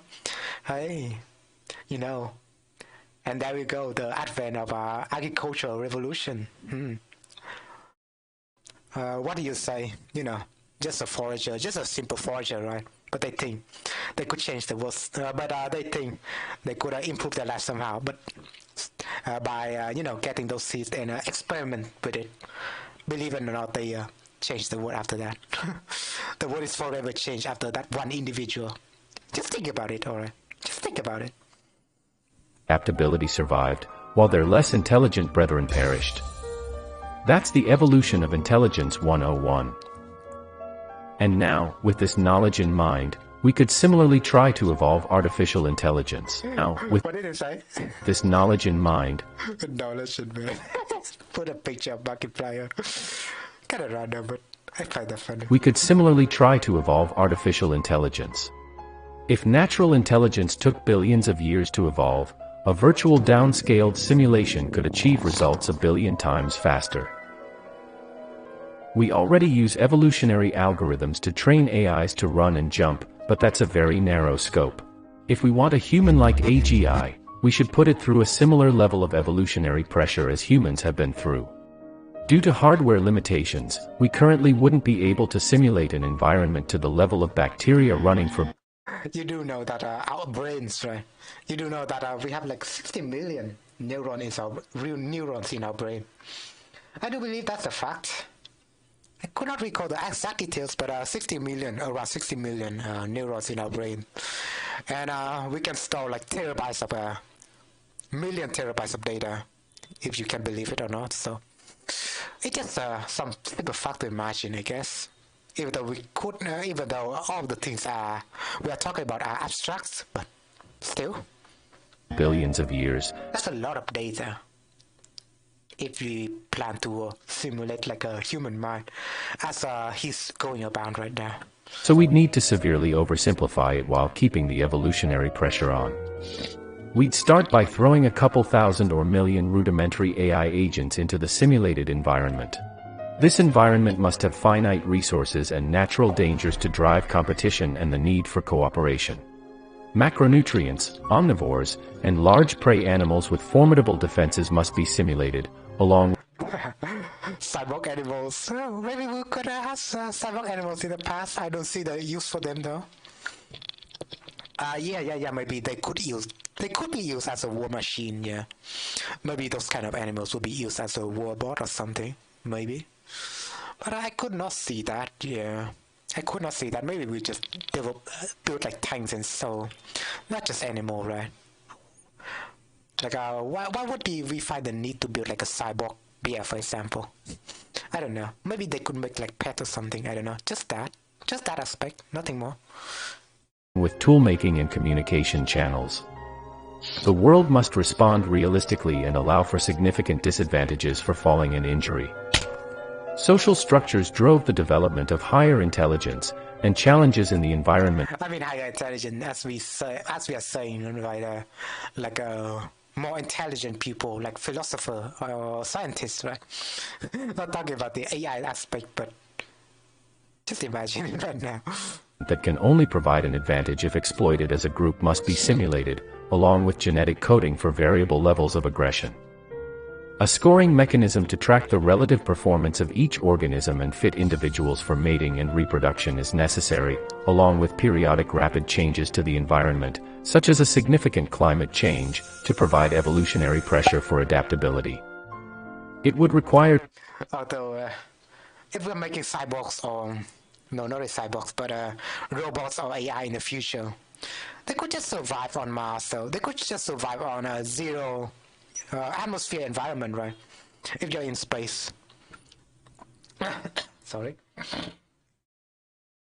See, people, those AI would not even have disease like you and I. They are indestructible. They're gods. They're indestructible gods. They don't even need to breathe for oxygen. Although they still need fuels or repair, but maybe they will outclass the human. Tremendous computing power to simulate such a large world, but no dramatic leaps forward in technology. If all goes to plan, we might end up with an AI. Although I'm a cat, so I just don't mind. I just don't care. I'm a cat. Meow. That has evolved in a similar manner to humans and that shares common values and goals. The only issue is, human values and goals can be a terrible thing to project onto AIs. That was like the entire plot of Frankenstein. Humans are flawed, and their values are often based on selfishness. Achieving a super... Imagine, right? Without selfishness, we would have a true communism. I'm joking, by the way, but still, maybe AI can achieve true communism. Intelligent AI only for it to enslave humanity and aim for becoming as rich and powerful as it possibly can, wouldn't end up pretty. But still, they would still be selfish. I think the AI would still be selfish, right? Like one AI don't want to, one rogue AI don't want to, live and contribute to the world and live silently. Some AI find that humans are a threat and they need to get rid of them. They're not living generously; they are living selfishly. Pretty. So maybe replicating life in the exact image of man is not what we want exactly. Perhaps using that as a starting template, but then manipulating the evolutionary pressure to result in maximum altruism and wholesomeness is the better way to go about it. And in order to get that starting template, we'd need to utilize whole brain emulation. On paper that's easy. Assuming nothing supernatural goes on inside the It is a complicated process though, but AI is giving us rudimentary AI like this is helping us getting there, right? brain. It would be enough to scan it and digitally convert it into a computer interface, thus resulting in an artificial brain. But if it were that easy, we would have already done it. The human brain is currently the most complex known system in the universe, even more so than black holes. On average, it contains... A black hole is not really complicated, man. It's just a simple hole that sucks things together. And it will convert it into a bigger black hole. That's what I understand of it, but still. Contains 86 billion neurons, each of them having roughly 7,000 synaptic connections to other neurons. Oh yeah, 68 with billion. So I imagine back then that a human brain have like a 60 million neuron, but far away from that. I guess billion is more like it. But yeah, 86 billion neurons, as you can see here. That's a staggering 600 trillion synapses. And every second, 100 billion neurons are firing 5 to 50 messages each. 100 billion neuron. Every second? Really? That's insane though. And 100 billion neurons are firing 600 trillion synapses. And every second, 100 billion... Every second.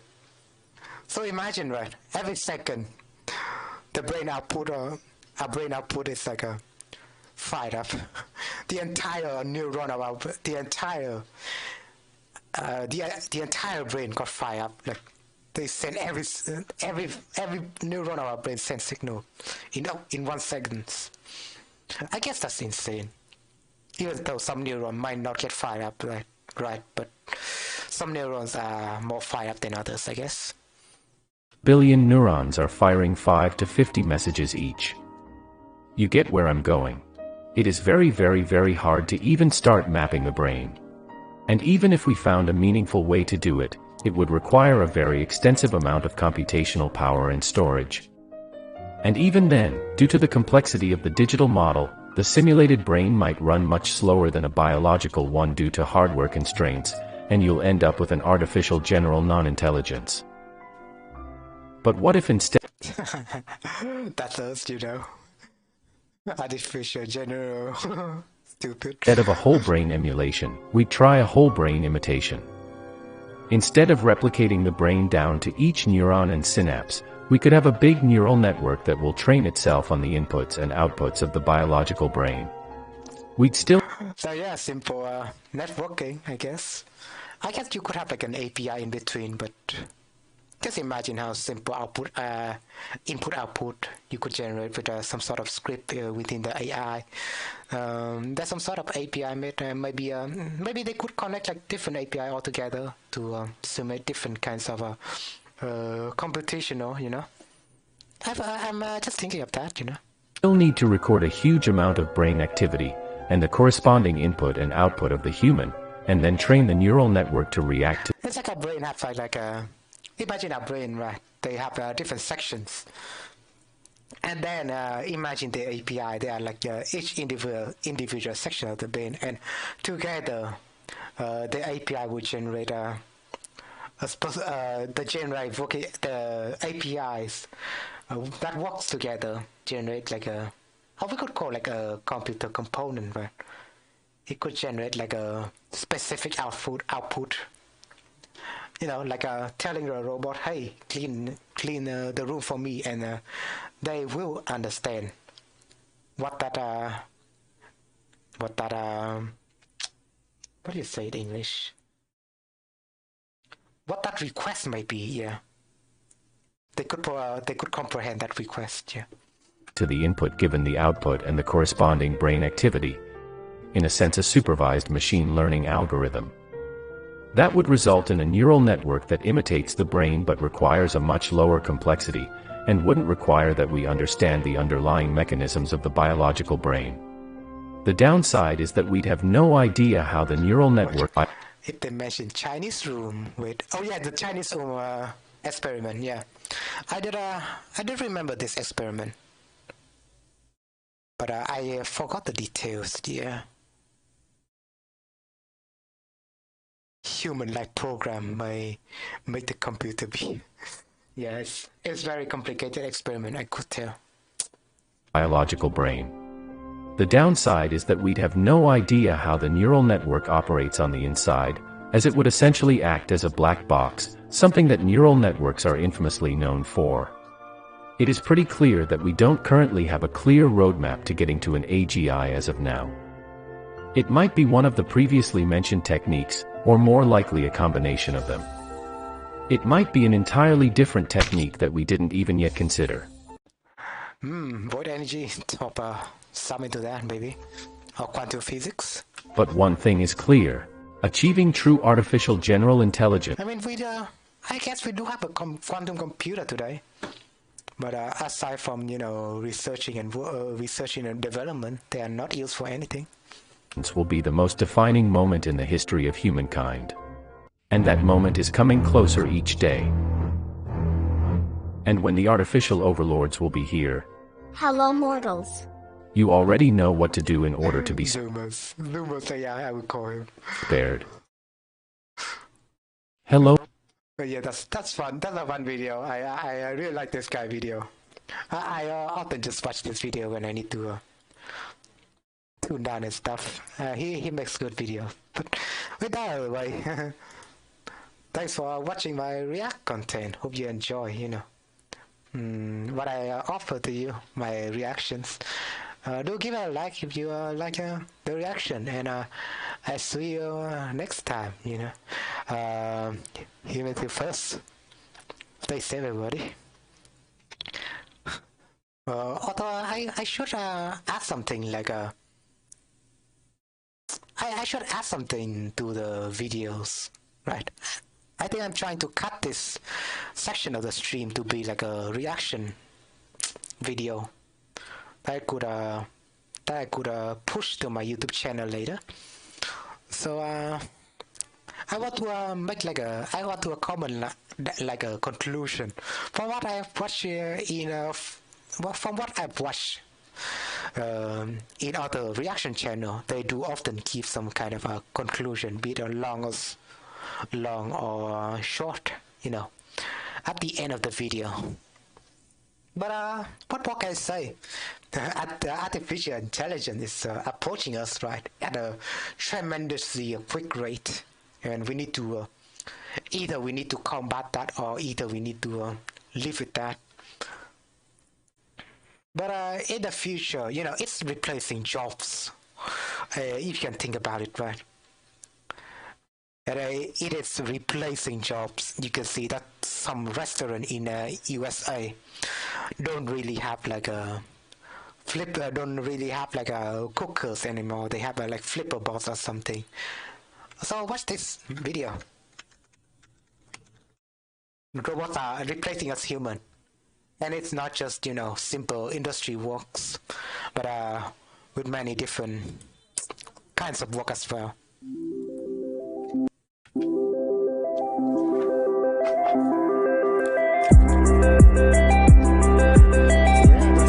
Flipper is coming to replace you. It's coming to replace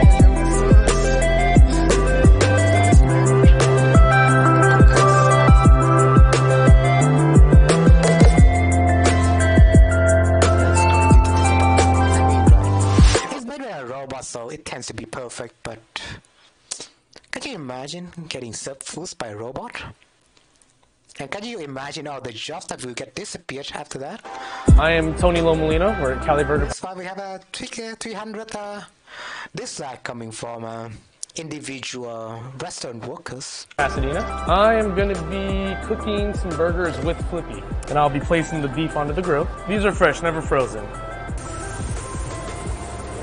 Yeah, be watch out for Flippy. He'll come and replace you. But with that aside, you know, our situation in the modern age is very peculiar, but we need to live with it somehow. So I guess just be more intelligent and be more mindful when it comes to artificial intelligence, because you want to watch your market just to see if your job would get replaced by a robot in a few years. And maybe a programmer is very useful, so I don't really see how programming will get replaced as a job by artificial intelligence. Or I mean, artificial intelligence right now can even make creative work. For example, like DALL-E AI, right? They could generate an box standing on top of mountain. Like the models, like the AI models we have right now is, we can see that the AI is yet so sophisticated by the days, right? And they could even replace like creative works altogether.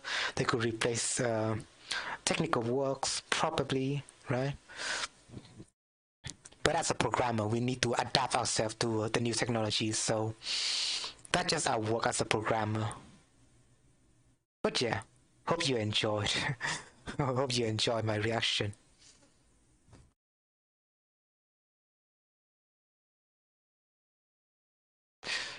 This is taking some time with it, but well, it's time to check back on my game though. I'm gonna do some dailies, right? Oh yeah, see? This is how the AI works, everybody. So be watch out if you're in a creative field of work, you know. It cannot generate like a... It could even generate art style now that you think about it, but I will go into it in a later day. But yeah, this AI could generate pictures like this, and it could even imitate like some certain art style. Right, for example, right, I did some work with AI before. The DeviantArt, yeah. This is my DeviantArt account. I did some work with AI before, and I generated this picture. You can see that it has like an anime feel to it, right? If you don't know, right? It's Ashley Duval, a character from Elite Dangerous. You know her, right? If you play the Elite Dangerous, you can see that this is how she looks, right? That's the original pictures. And using the power of AI, I can generate this picture. And you can imagine how creative work is kind of gone. It's gone. We just type simple script, and then it can generate this type of picture. So yeah, you're fucking with your artist, as you can see. But although it still have like some certain default style to it, I would say, right? You could say that this picture has a more defined or user-centric style, right? It's not replaceable by the AI, although some anime art kind of looks the same to me. But let me just search this up. I do have a... yeah, no. I will just show you later. But for now, this has been my reaction to, you know, the content at hand, right? But I will see you in the next reaction video if I manage to capture one. So yeah, now I need to check back on my daily. This also actually do well in my Maplestory game. Yeah, we watchful for the AI, guys. It's gonna replace us humans. We're pathetic and AIs are better.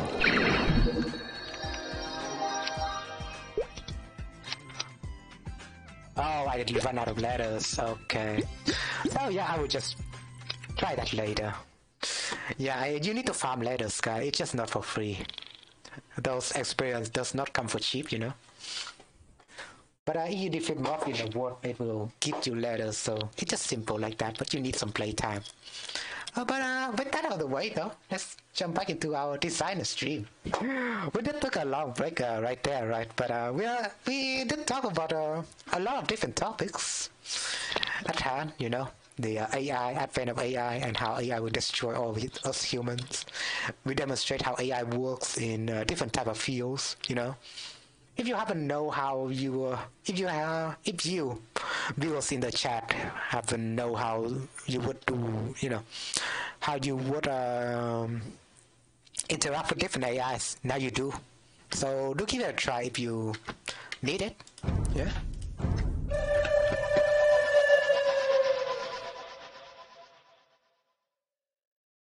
That just be though.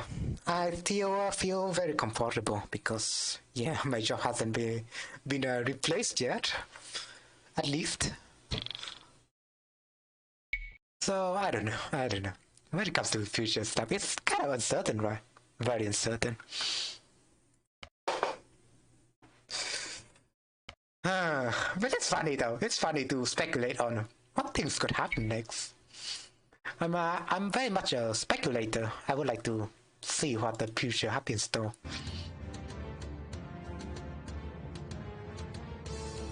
But yeah, that has been my take though. Oh man, it's funny though to think about it.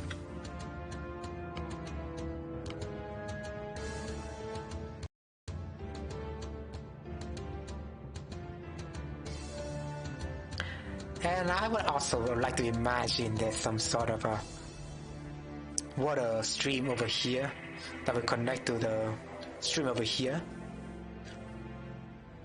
So I think that's pretty cool, right? We just put some water onto a... Imagine it's like a mana pool, right? We're designing right now. A mana pool.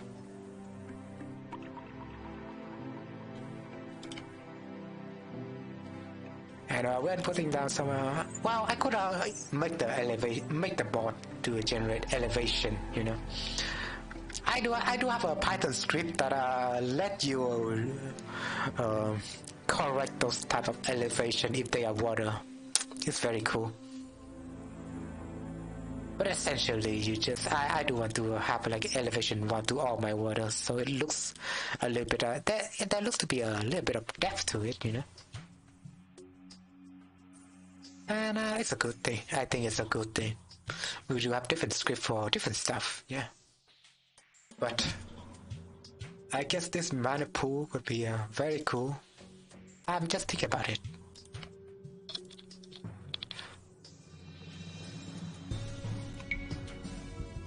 Although we are designing different trees today, so let's just jump into that, I guess.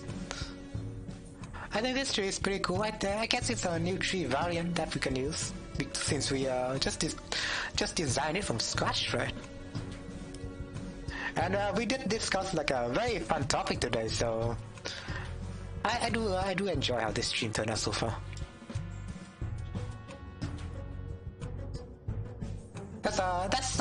That looks a little bit better in my opinion.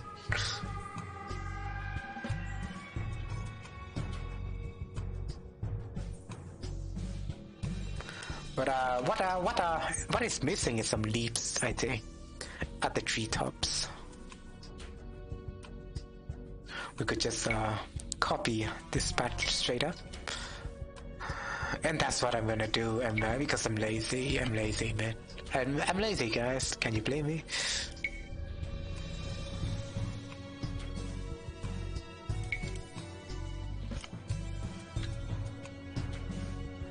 Maybe like that. Maybe a little bit over here. Yeah. So yeah, different. I kind of want different trees to have like different unique looking leaves or so. So yeah, it just looks like this. when it comes to the actual trigger implementation, though, it's kind of, let's just say, maybe I will just limit the trees. I will just implement some stuff in my parser script, right? Like tree height and stuff like that. Like each tree class would have like different tree heights there, so you need to watch out if you want to implement different tree heights and stuff like that. That would be cool. I think that would be cool. But basically we need to cater to the bot. Yeah. We need to cater to our intelligent AI overlord. Yeah. Also, yeah, that's like a road that's going on top of this, which is pretty funny, I might add, but I do want to see how the... Also, Lifetime Pop, thanks for coming to the channel. Hope you enjoy your stay. Do hope you're a pretty girl, judging by the name. But yeah, I do want to watch this again. I do want to watch the shopping stuff again because it's fun.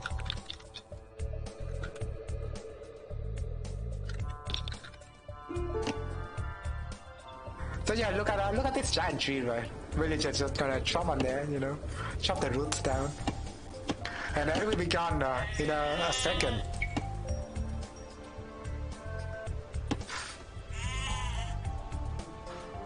I will definitely snap this to be one of my shorts.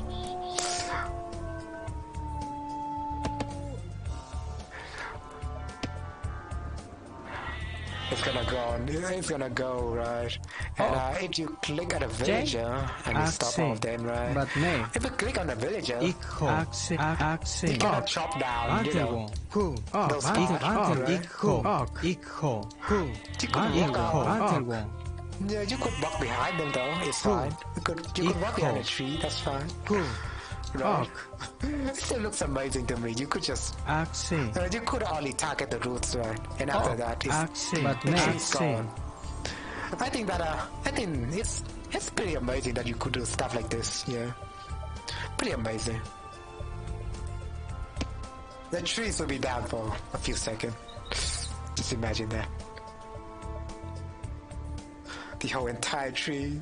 That's so cool, man. That's so cool. I just... That's why I like to develop games, right? I mean, I like how to develop mods for this game together.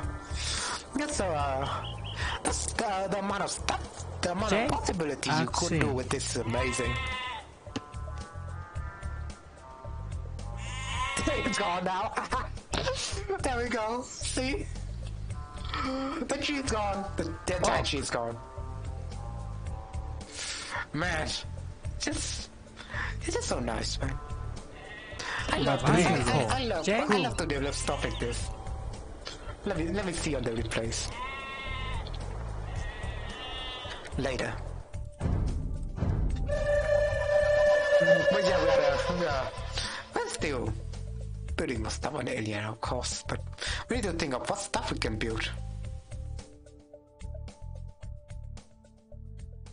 Oh yeah, I'm missing letters, so maybe I could buy it from someone. Anyone telling letters right now?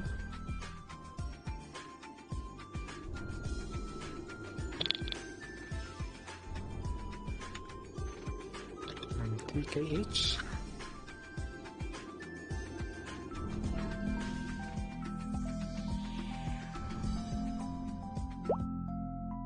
Goodbye from my guildmates, I think.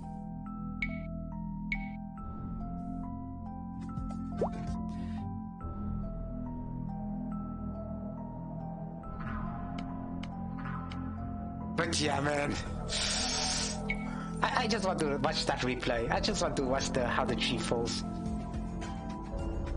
It's just so cool, man.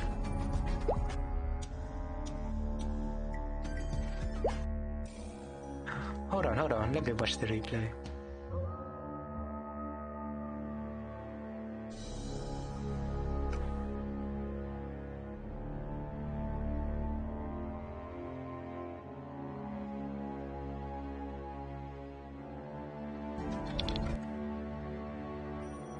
I just want to watch. So there might be some echo to your end, right? But I just want to watch how the tree falls down. Look at that, right? A normal looking tree, but after chopping it down, you know, they're just watching it to happen. Oh man! I mean, instantaneously it disappeared, right? But it's still pretty fun. It's still pretty fun, I would say, according to my book.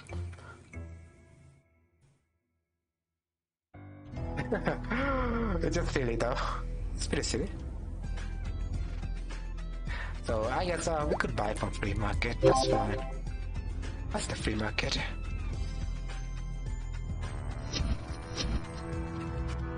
Oh, god damn it. I pressed the window key. Did not want to open Zoom.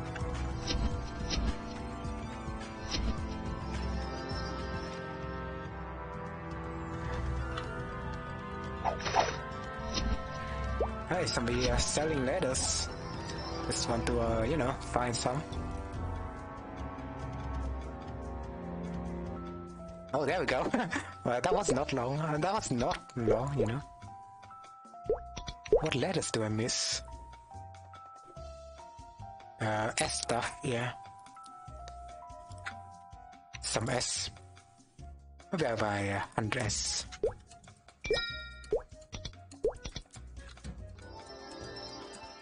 Thanks, gamers. Optimus. It's a funny individual, I could tell.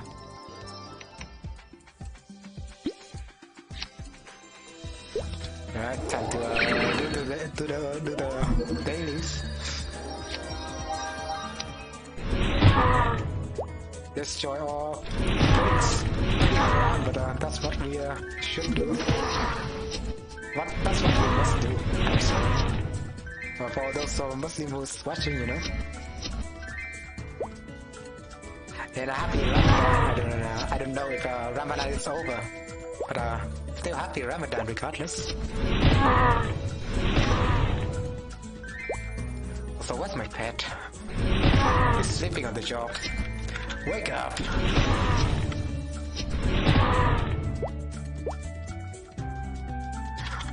Also, it's pretty funny that I named my pet Target. You know, if you're even playing dangerous, it's pretty funny, right?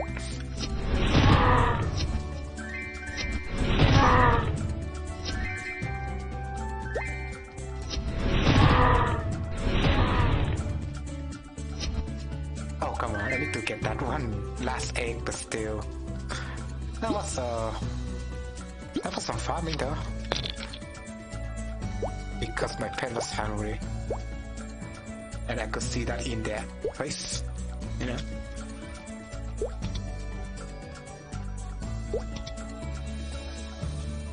Good experience. I mean, good experience from this event, so I really like it.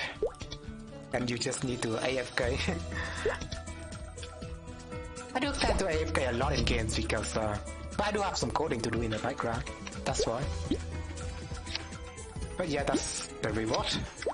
Now I'm gonna turn back to my stream though.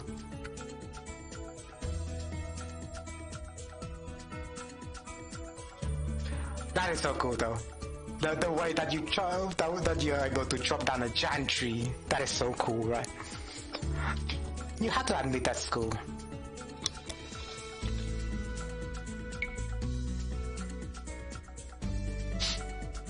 But I don't know what buildings could I add, you know, within the town. Maybe just a town center, right? I'm thinking of town center, some houses, maybe not much, you know. Probably the players need to build a building themselves, so I'm just putting those up there.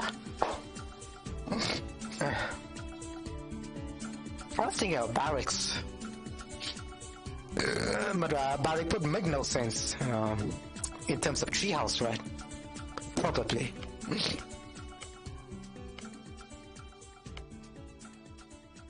Maybe an archery range, you know? I was thinking of a building that you can put on top of a tree.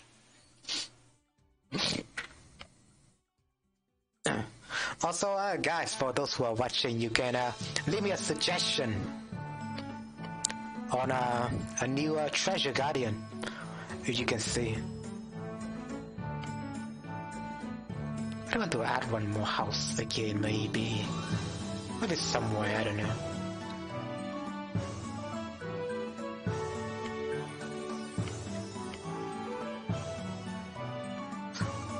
Towns like Elena is not so big though, it's mostly, treetops and stuff like that.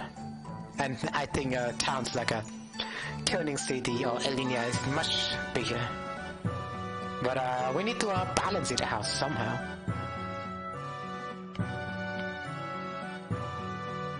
I think it's a perfect spot though for a house. I don't know. Although it's kind of hard to select when you put a thing on there. Kind of a faraway house, but that's how it goes sometimes, I think. From the rest of the world, Maybe they prefer to build like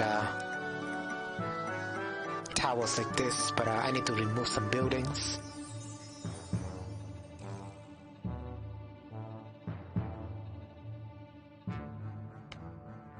Man, it was fun though. It was fun trying to code, the tree stuff. But we'll let the automation take care of it later.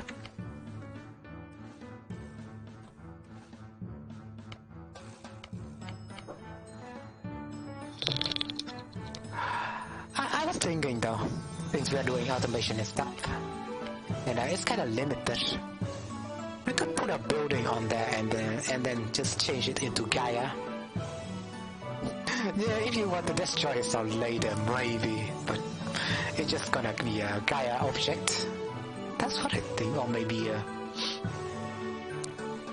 it could be something like this. I'm just thinking.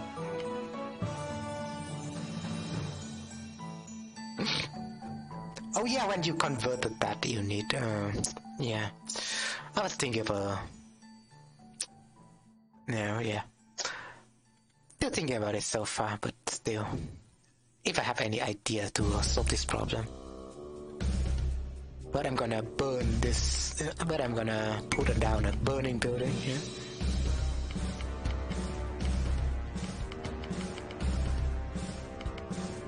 Where's a burning building? It's not a burning building, right? Destroyed building, maybe. Maybe it's on others. Yeah, there we go. So I just need to put like a burning building, maybe, just to simulate that this guy has need to be repaired, right? That's what I think. I think it should be a repair instead of a, house renovation, right? So I'm just gonna change the code base a little bit. He's from Sleepywood, moving to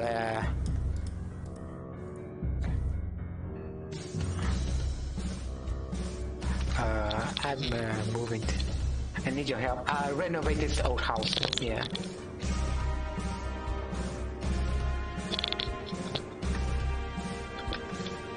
Renovate this old house.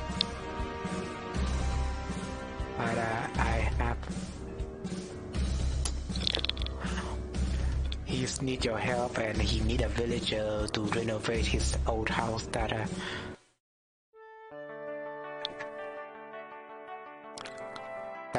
I got passed on.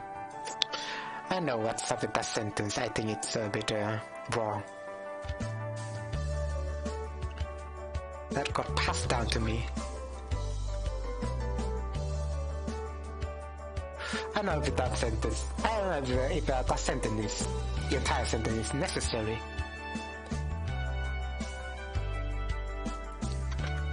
Maybe just to renovate this old house. Maybe that's it. Just to make it shorter, right?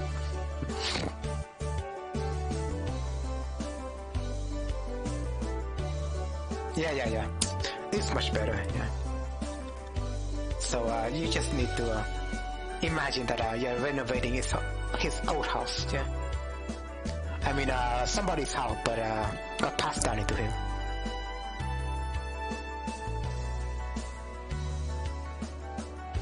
Trying to find an appropriate house, though.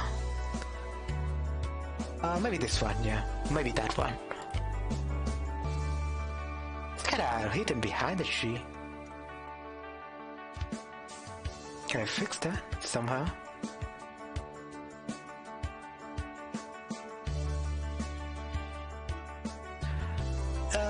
Maybe it's good enough, I don't know.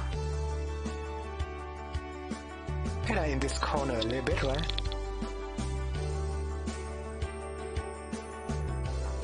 But I kinda want the house to face on this angle. But there's no good angle, you know, for all the house variants that we got.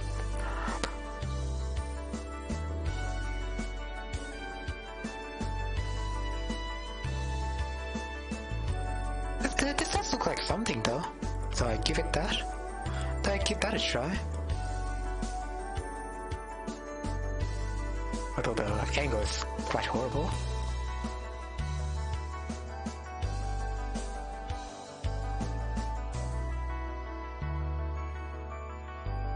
Yeah, I mean, I think like this, right? Although there's some trash going on there, some rubbles, right? It does look like something to me. That's fine. I think that's fine. Now we need to build a platform to it.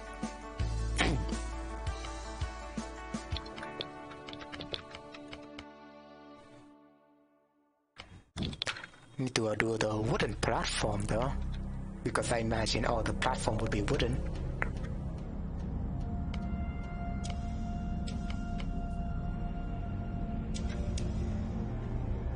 Maybe Gaia is fine. I think Gaia is fine, right? It should not be convertible.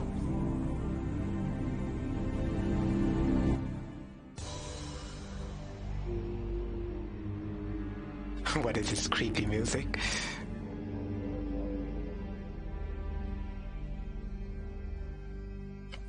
Although putting platform in there, I think that river will get transformed. So yeah, maybe I put them in there. That's fine, right?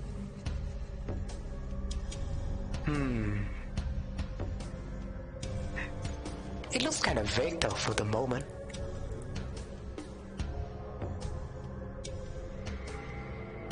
But I think it's fine, and we'll get stairs going, you know.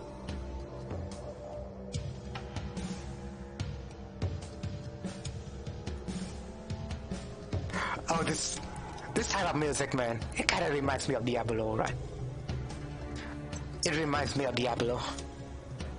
I don't know what is it to you, but there's a kind of drums, man. In fact, I'm gonna listen to some Diablo music right now, if you don't mind. Man, Diablo was my childhood game as well. So, even though I think some Christian parents banned their offspring to play that game.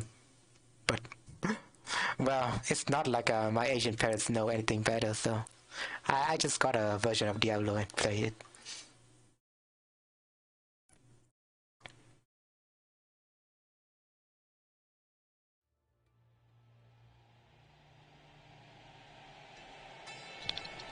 Man, Diablo music, it has been a while, right? And yeah, I do know that they made a remake for Diablo 2. And it was called Diablo 2 Resurrected. It's pretty good, apparently. Even the Blizzard fuck up with their remake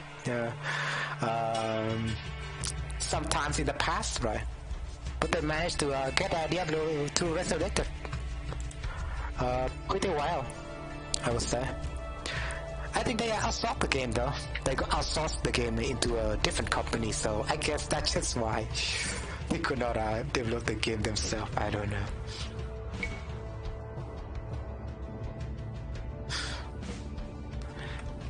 And I watched some streamer play Diablo 2 Resurrected. And it's just Diablo, but it's Diablo 2 but better. And I appreciate that simplistic design, you know. You don't need to change anything. You just keep the original game, buff up the graphics a little bit, and then there you have a new game. I mean, remake is cool, don't get me wrong. Some people are against remakes because I guess people just are not creative enough to create new things. But for me, remake is fine. As long as you can relieve the nostalgia, why not, right? And I'm gonna put some staircase into his house because why not? He might as well need some because he's not a fairy.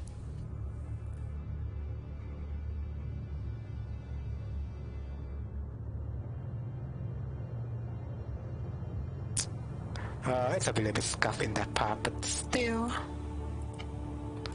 we're getting it nailed down, you know. This how perfect is this boss there? Let me know. Renovating an old house. That should be how I call it. But yeah, that treasure guardian done. This so close to Parion, by the way. Since all of you know that Parion is northern, it's situated in the north of Elenia. But we kind of need some special transition to it. I think I will just make some shorter trees on there. I think it will, there will be a lot less tree in the northern part. There will be more trees on the southern part still, though. There will be a lot less tree, and the trees will be separated like a be more sparse, right? When I try to do it in the northern part. That's what I think.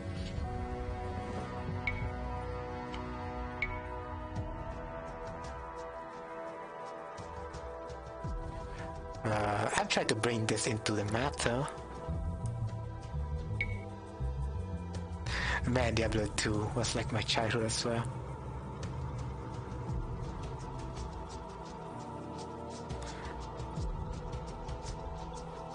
Oh, the childhood game was so cool, man. Like you just play a game, you forget about the things, you know. Oh, the childhood game, there's no pay to win, there's no microtransaction. You just buy a game, you know. Remember that part?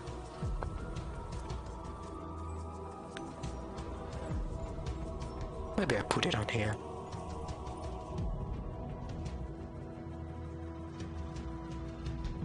Oh, it's kind of close to a road, so I'll let him move it, maybe.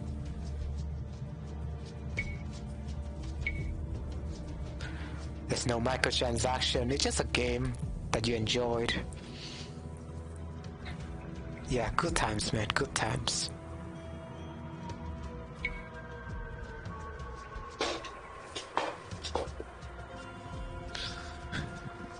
There's no gacha.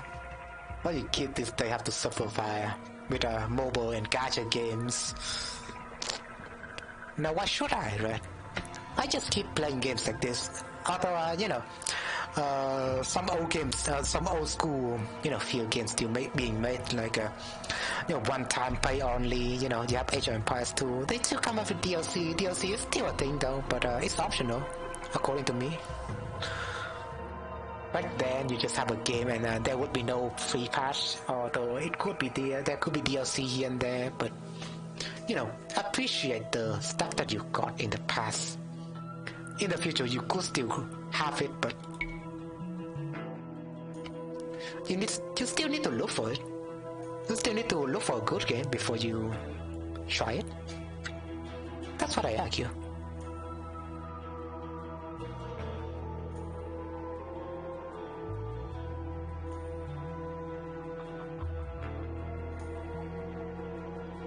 Man, I need to put on those vines, you know, those vines, quote unquote, into somewhere nearer.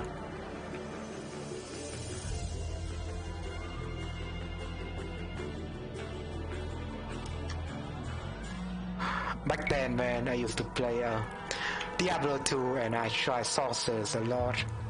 I did a grind of sorcerers. I mean a sorceress, right? I did grind a sorceress into the hell difficulty, and it was so fun.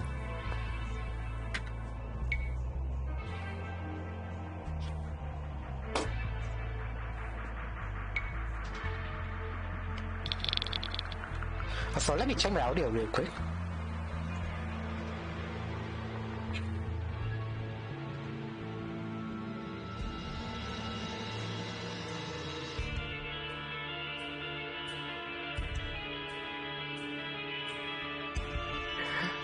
I think Sausage in Diablo is just OP because you have teleport.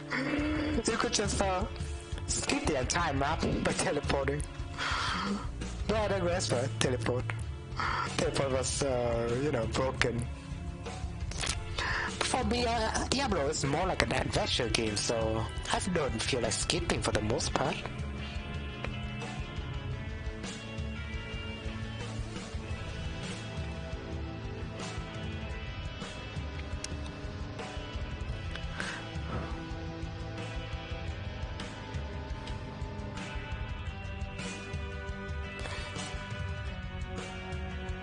Man, look at those vines, man. They look so cool, right?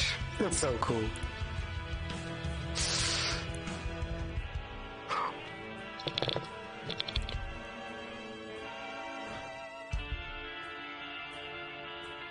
And yeah, the trees are really well done, I think.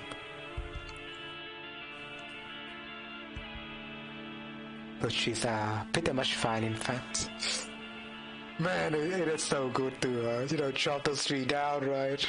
Let me try doing this again because, well, it feels amazing for me. I do love this. I do love to experiment with different stuff, alright? So, I'm being attacked by evil forces. No way. I guess that's an evil wizard. Trying to destroy my house. Or she's destroying her own house. Och, actie. But let's try chopping this tree again. It's just so fun, man. Just so fun. Try to make stuff like this. If you don't get me, it's fine. But I just find it so fun. Kek. Zack. I'm gonna destroy this trees just real quick. But nay, Aksak. Destroy the tree. Come on. There's only one tree left. One root left, I mean. Oh, there's still this. Akse. I guess I kind of forgot, right? I need to get rid of this. Akse. But after that, yeah, there's another one.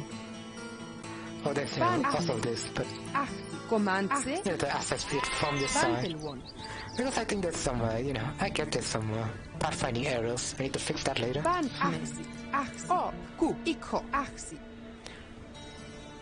It's stuck behind, right? Yeah. I guess we need to destroy this. Oh yeah, you need to destroy that. But yeah, it's gone. There's some pathfinding problem, but still, it's nice to look at this, yeah. Destroy a big tree just in seconds. But I do like it.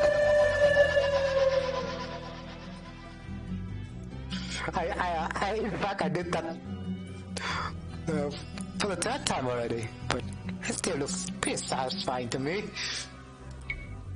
I mean, you do that with your own hand, right?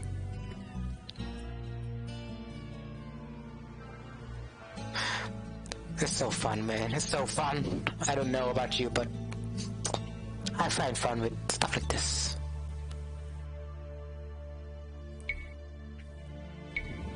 But I didn't fix that tree just for a moment. There are apparently, multiple stuff are going on. Multiple roots going on in this tree. Like that, for example, right?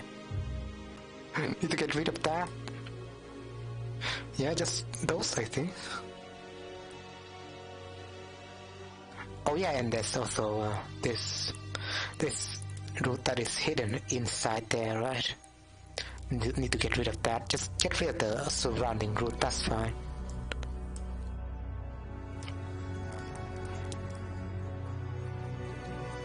And that's it, that's it.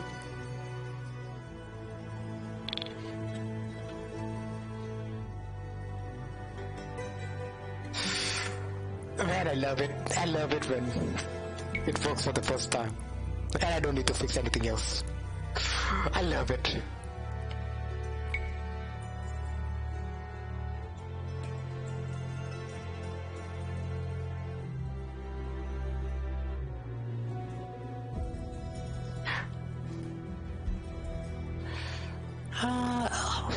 this though, I don't know. I just need to see if I could put that somewhere. Maybe over here? I'm thinking about over here. So another tree, you know, over here.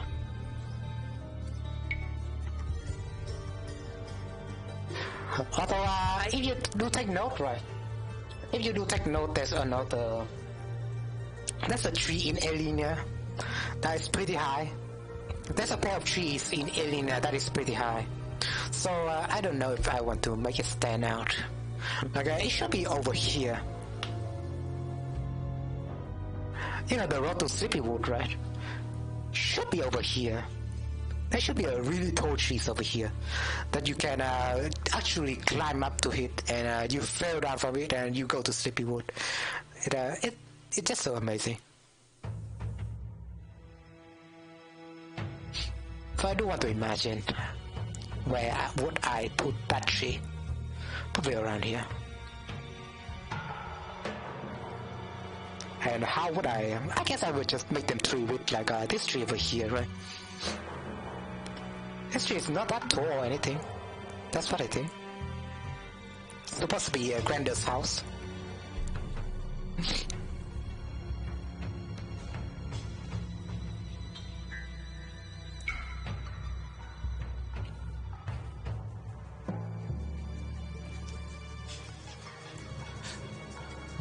I guess I will copy those trunks. I mean, those trunks just look so good, right? The tool which you can copy is around this corner, so... I mean, you could just copy this, yeah? To be precise, of course. Because it's all about precision.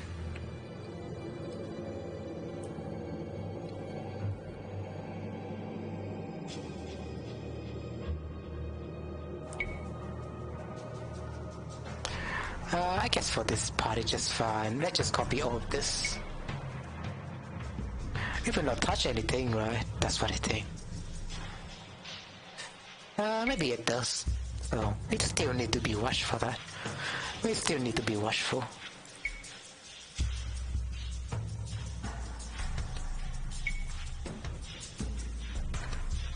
And then after that, oh, there's some kind of snow going on. I guess I could implement snow sometimes with those trees, maybe. Since maybe it could get cold around, you know, the area.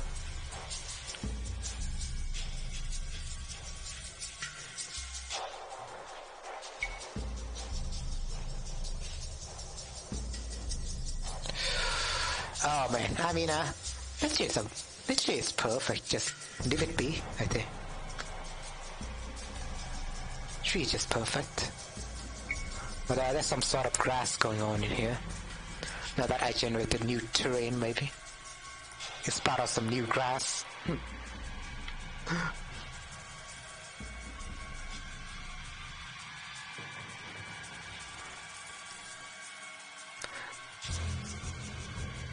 Also, I considered taking a second break. But maybe it's not that time yet. I still want to, you know, get this stuff done together.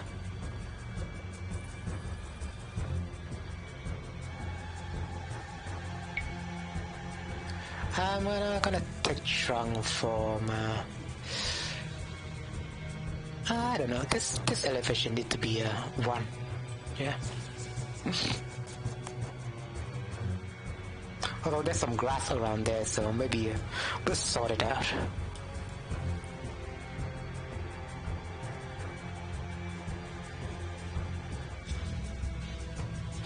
Although, yeah, some illusion is probably playing on you.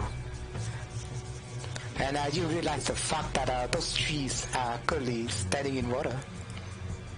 But still, I admit, you know, we are defying, you know, the laws of physics itself. But that means we can do a couple of cool things.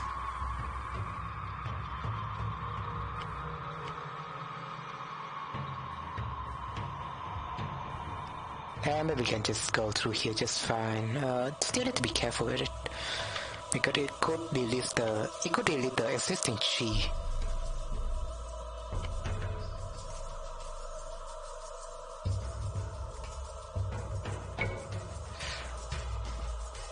That's still pretty cool.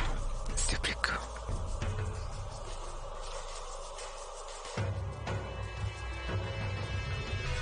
I know about this though, so maybe I delete it.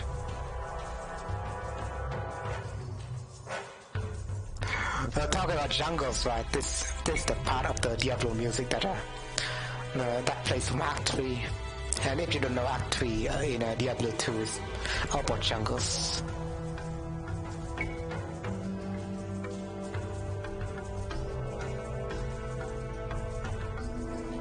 You can hear the bongos, you know. They nail the Diablo music. That's in my opinion. The atmosphere with the Diablo game is just so strong.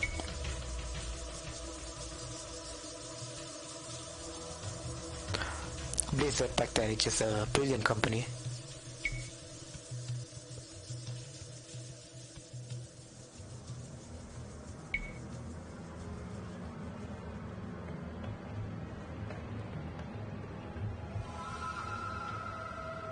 I do want to make this tree a little bit smaller, so let's just make that the treetops.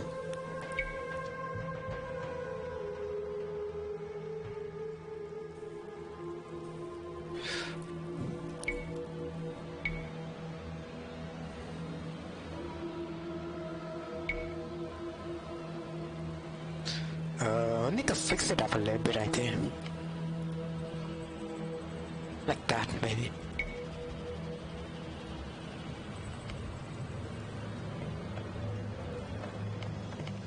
Also, I do have another idea though. Wait a minute. Kinda want to put that, yeah, below a little bit, right? Like this. I kinda want to put that oak tree somewhere else. Maybe behind the actual tree like this.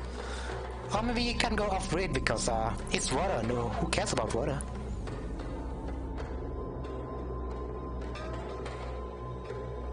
Actually, I think it looks fine. I think it looks fine. It looks fine. It looks fine. There's another house over here though. So we might need to connect the dot, although I need to test this. And hey, are you okay? Thanks for coming to the channel. Hope you enjoyed your stay. So yeah, that was just burning the house again.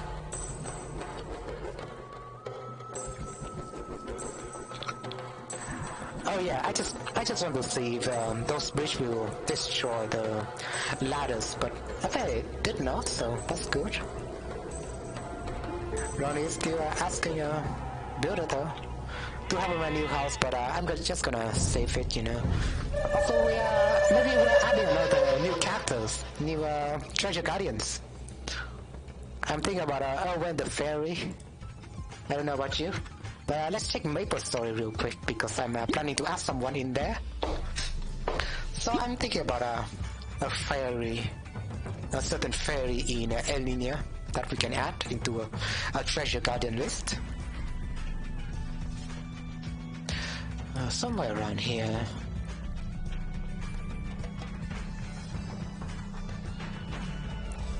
To do that is pretty easy though, and oh yeah, I definitely want to add this guy. This guy is pretty funny. Maybe I'll win the fairy because she's pretty sassy if you play the game.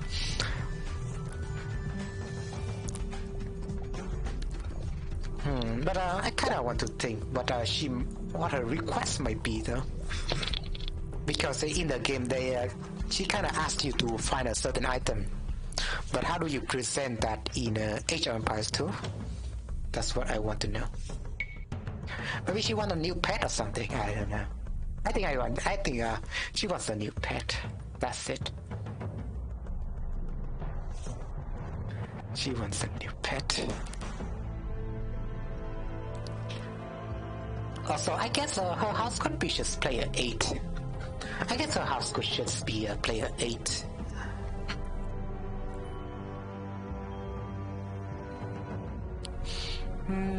Right. We're converting this house to player 8, so we need to have another trigger for that.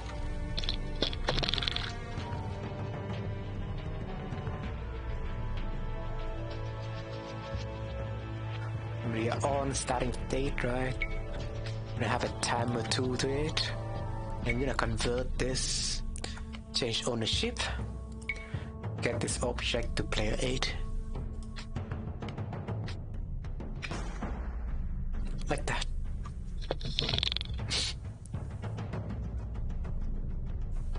Or maybe Gaia. I guess just Gaia, right?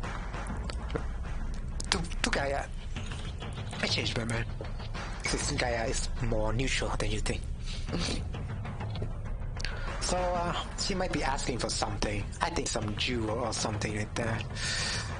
Or we could pay her some gold. In the game she has a quest.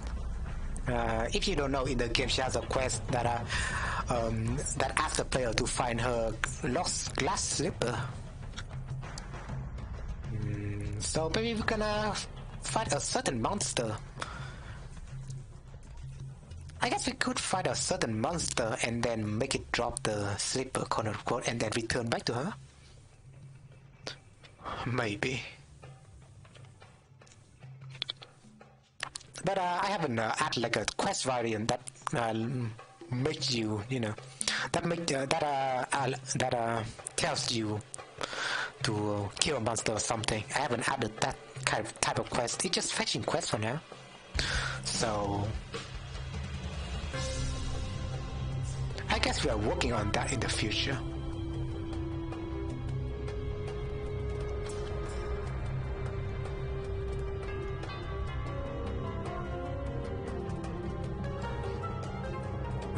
Yeah, I don't want to add more lips to it.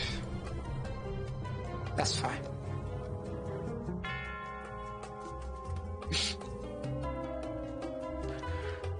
Let me think about this though. How do I make a quest? I need to look at Maplestory again.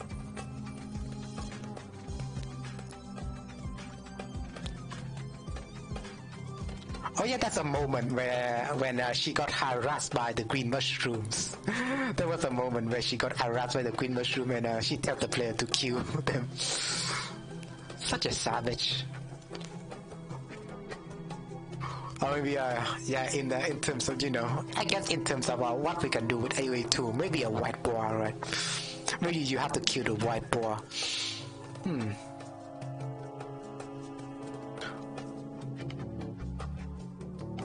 Still thinking about it,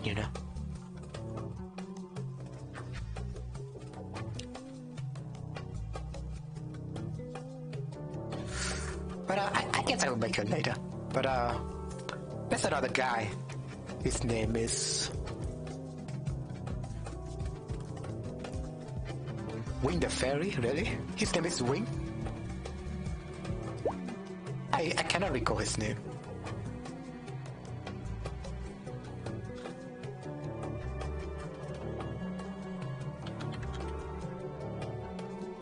His name is actually Wing. That's funny though. Wing the Fairy.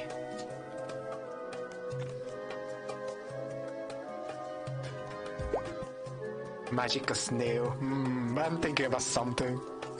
I thought Wing the Fairy house might be over here, so maybe I will just convert this into his house. And when it's over here, maybe. And when house is over here. So maybe she stand on here. Or maybe we could unlock her at the start. I don't know. We could have unlocked her at the start already. So she would be an existing unit for us to use.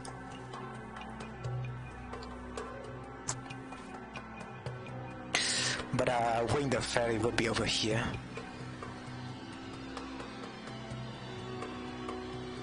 And in the game, he kind of asked us to complete his homework, and we need to do some errands for him, so kind of sassy as usual. and we do some certain stuff for him.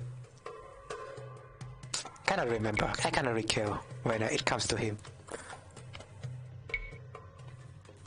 But what unit would he be though? I'm just thinking. I think of Berserk because well, we do have battle mage, right? I did implement our Berserk to be battle mages, so we could use the Berserk as a base.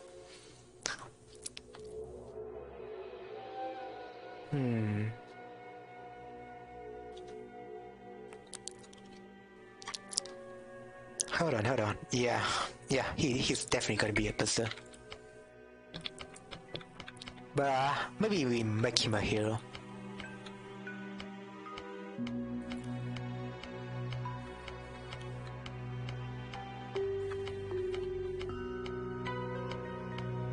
Just need to scroll if there's a Berserk hero. I'm thinking though, this unit, this Eagle Warrior, I think he could be this guy. Yeah, why not? Just make him an Eagle Warrior. I think that looks fine.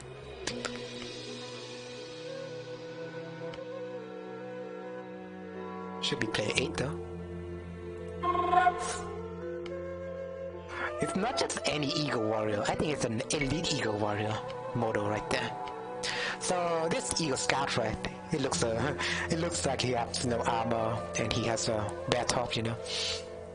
It's an Eagle Warrior. But an elite Eagle Warrior will be like this. So yeah, that's an elite Eagle Warrior. I believe there's another hero that has oh yeah, this guy.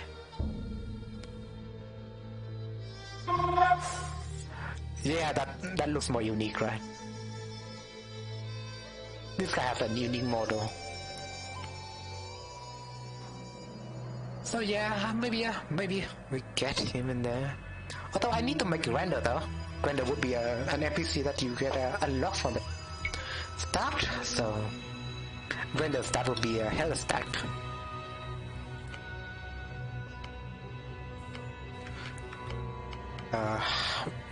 I just need to find a unit for Grander. Maybe he's just a monk or an archbishop or something. But it does not feel great. I don't want him to have the ability to fight. So, you know, to survive, right? And to make him a monk, it's just kinda lame, I think.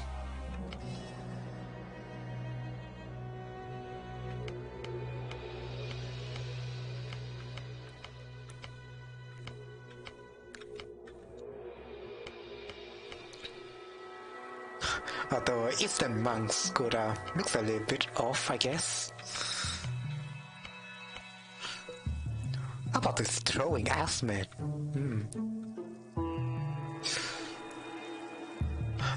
Looks off to me. I guess this type of unit again. Maybe that's Grendel. I need to look at Grendel again, right? Do I have a Grendel quest somewhere?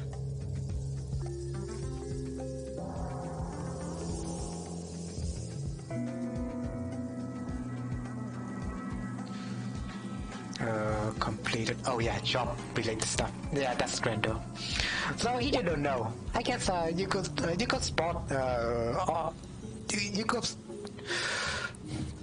you could spot immediately that Grendel is inspired from Gandalf, you know, from Lord of the Rings. Was it from Lord of the Rings? I haven't even watched it, so you know, Gandalf. Oh wait, from Harry Potter, yeah. That is Harry Potter.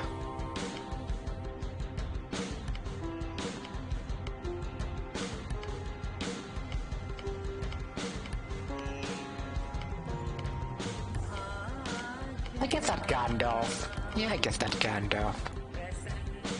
Right, I think that's Gandalf right there. I mean Grendel, not Gandalf. Come on, man. This native unit looks fun. I think that could be Wing the fairy.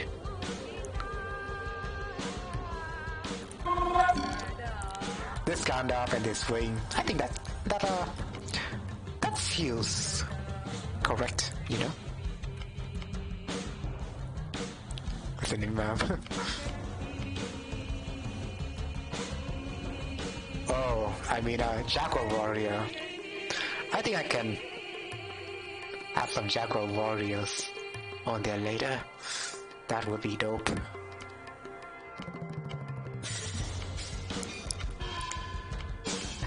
So, I guess we're gonna see what kind of unit is in Elimia.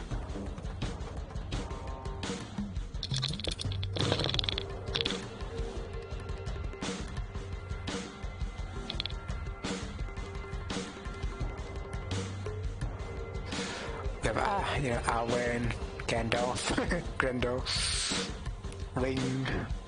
Betty is a researcher. Have a Rowan as well. Don't forget about Rowan. And we have vendor merchants. I don't think they are significant because they don't offer any quests. I guess that's it, but well, if you have any ideas, feel free to comment down below, and maybe I will take your request to turn one of your ideas into a Treasure Guardian.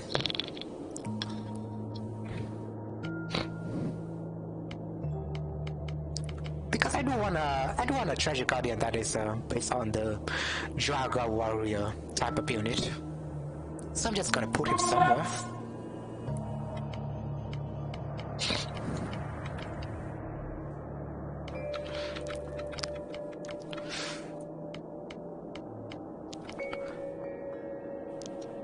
Yeah, Arwen just gonna be over here, I guess. Did I put her somewhere? Where's Arwen? Where is Arwen? Oh, she's over here. So we are placing her, maybe way far over here, I guess.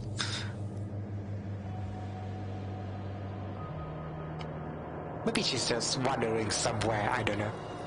Let's just imagine, right? Although that's her house. I think that's her house.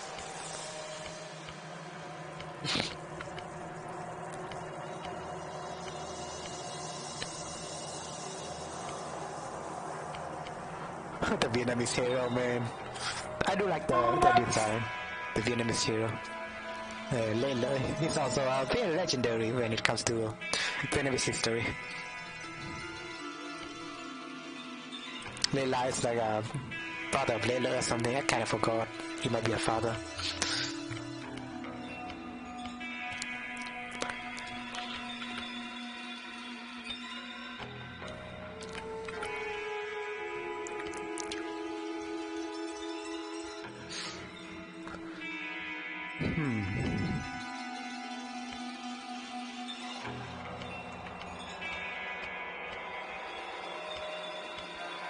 Oh yeah, we're definitely gonna have some type of samurai.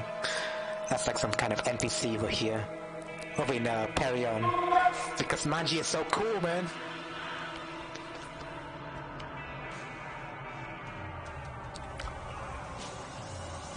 Do we have a gun type of unit?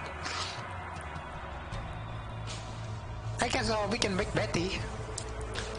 But don't imagine this a girl.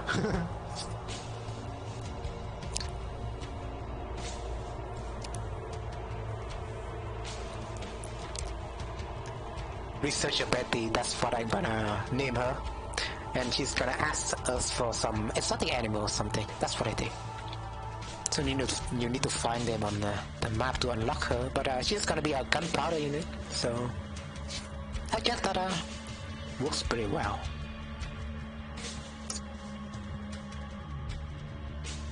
Maybe that's her house. Maybe I just put her there.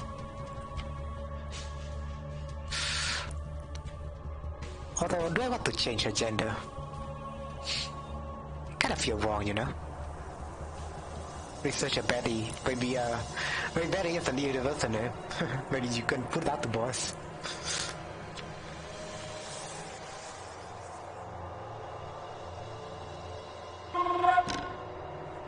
better just put her there. Don't know if she will get stuck there. Oh no, I don't know.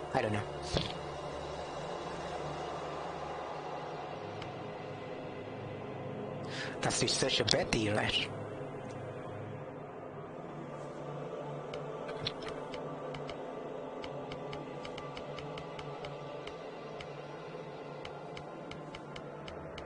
Oh yeah! What I forgot about Patrick Cutie. He looks so handsome. Of course, Patrick Cutie is handsome because he's a... He was the, if you don't know about the Incan history, he was kind of worshipped like a god. And he's the one who unite, and he and his son is the one who unite the whole Incan Empire in the past. His son was the one who conquered Quito. So, yeah, Patrick Cutie and his son. Well, Ned Parker the second, if I recall correctly. Kind of forgot their name. But yeah, Patrick Cutie. Maybe he could be someone. I'm just thinking. Maybe Randall could be either this guy or this guy. Just think about it, right?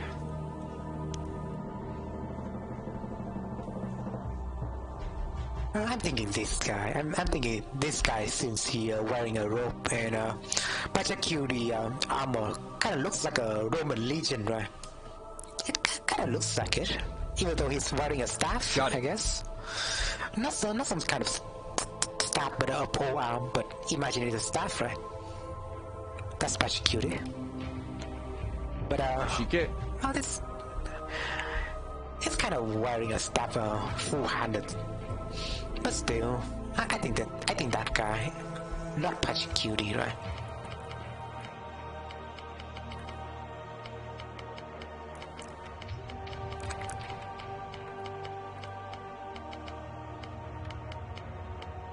We do have a lot of different hero units. Oh, that's Theodoric the Goth.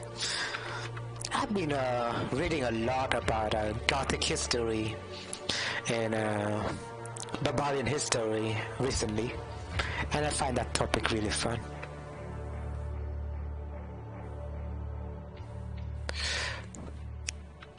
And just because I played a modded version of EU4 that let you play the classical age, so and the later classical migration age all the way to the modern era.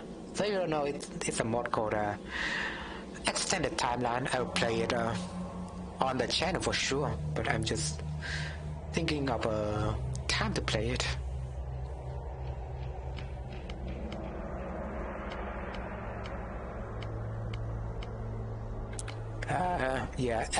And also Alaric the God, he's the one who will sack Rome 3 times, I think.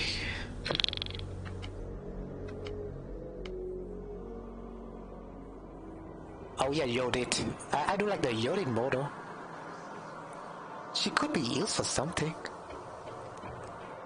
I guess that's another fairy. I think Yodit's gonna be another fairy. Right, we do have 2 different fairies already. 3 different fairies. Arwen, they're gonna be a sentient white woman.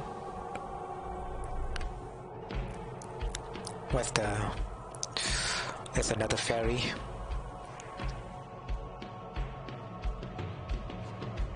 Oh yeah, Rowan the fairy. I guess that's Rowan. She looks a little bit more combat ready. And that's his look. That's her location right there.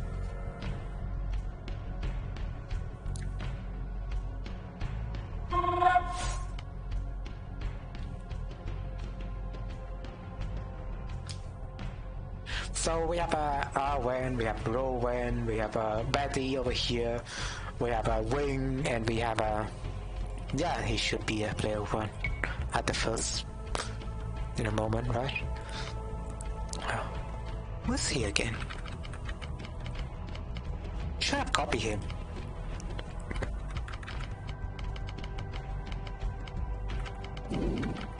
Who is he again? Oh, hello. Maybe it could be this guy. I mean, Elikabayuk, no. We're looking at the heroes tab, right? Yeah, that's him right there. So he's gonna be a player 1. That's Grando over there. But in the game, Grando kinda the NPC Grando is inside his house, aka this town center right here. But maybe he's just over here. I'm thinking we should have like a starting army though, like an army of bottom mages.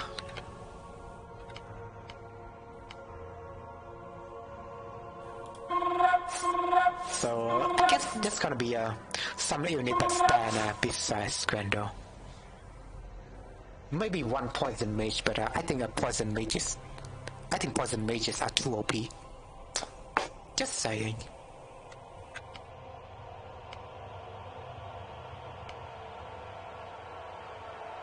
Poison mage. I'm planning to add some type of mage, like a ice and lightning mage. It is here. Ice and lightning wizard can attack people with projectile with a paralyzing area attack. I can code that right away, I would say. Let me just try to make that kind of stuff, right? Can affect both enemies and allies, you know, just freeze them together. I'll try to do that. I think that would be fun. Ice lightning wizard. I'm thinking what kind of unit it would be though. Maybe let me figure that out later. So those are the bottom mage, right? One poison mage. And maybe some ice lightning wizard standing beside him. Because well, it's good to have a support unit, I think. We'll just move him over here. Bottom mages. I think 10 bottom mages should be the number.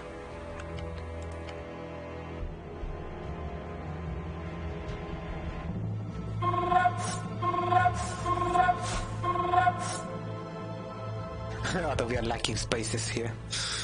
Maybe 8.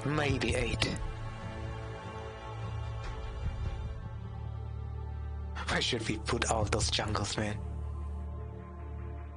I'm thinking about putting a fountain in there. It's like a fountain of life or something. Maybe 8 battle mages, so they could form like a second row. And then there's gonna be a support unit beside them.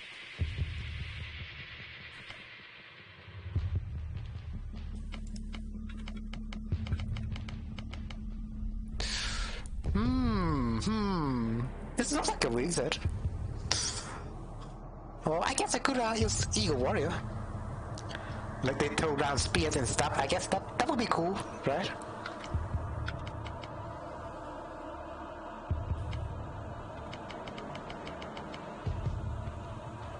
Imagine they throw spear and those spears appear to be lightning spear. That's what I think.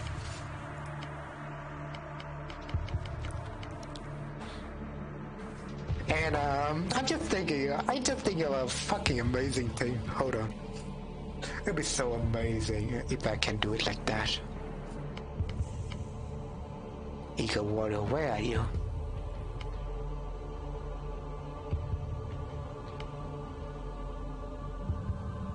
I guess this will be Ice Lightning Mages, yeah. So Chukunu's Poison Mage, Eagle Warriors Ice Lightning Mage, those Berserk Battle Mages. Got it. And that's our main Grandeur, the really old right there. But before that we need to make the Treasure Guardian, maybe. Since I guess they will turn hostile if we didn't recode them.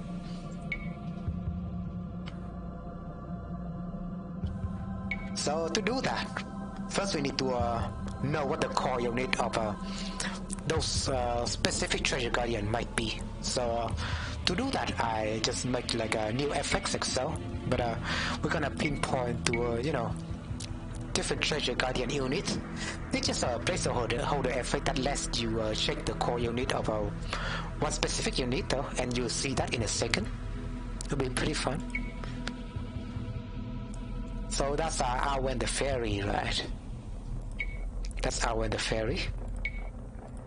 We'll set this one up as well. Where's it? Oh yeah, Betty the researcher. And then we're gonna have where's the guy? Wing the Fairy, yeah. Wing the Fairy as well as another NPC, so that's 3. Oh yeah, and this. So that's Rowan the Fairy. And that makes it 4. We have 4 new NPC to be added. Right. I haven't decided much with this. So that's 4 NPC. So I just want to remember that. And we're gonna save the map. I'm gonna demonstrate how I make that real quick. Right. Save the map into 2nd edition, yeah. And then we'll go to this scenario parser script called check values.py, right? And then we'll run that. Oh wait, no, we don't really run that, but we need to check it out. This Ronnie core unit, but so here's how it works, right? We use the parser to fetch those core unit triggers that we that fetch those effects that we added into this trigger, and they will check out. They will definitely check out the unit, you know. They will definitely check out the. I'm just gonna demonstrate that by running the script. Yeah, let's see. That's Rowan, right?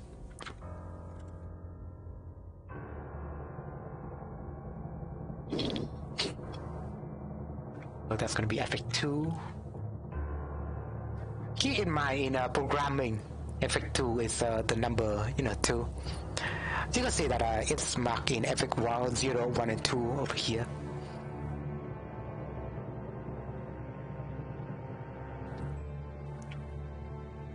That's Rowan, and the next one should be Betty.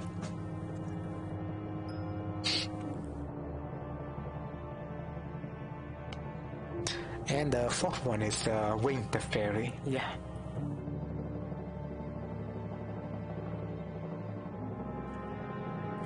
And the 5th one is, not really the 5th one, but the 6th one is Rowan, right?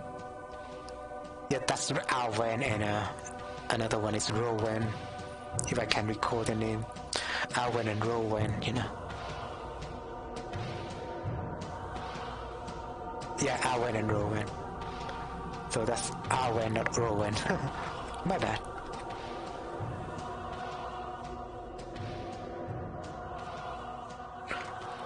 That's Rowan.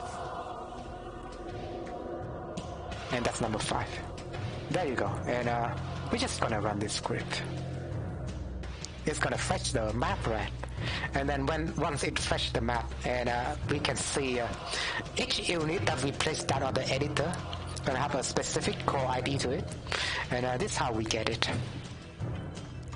And with that core ID written down, we're just gonna go into the class file. And I 01 Ella, I believe you're still about, but thanks for coming. So we're just gonna put this down somewhere. We're gonna copy all of this though. So we'll copy new class added into there. And Ronnie, and the next one gonna be Alwan, so I'm just gonna change into this the ID, core ID. And Ronnie gonna be Alwan the Fairy. And we need to come up with a story for them, for each one of them. And that's how easy you can add an NPC, then add a treasure guardian NPC into this project, the Gloria Victis project. I got a happy set it all up, so it's pretty cool, you know. Betty the researcher.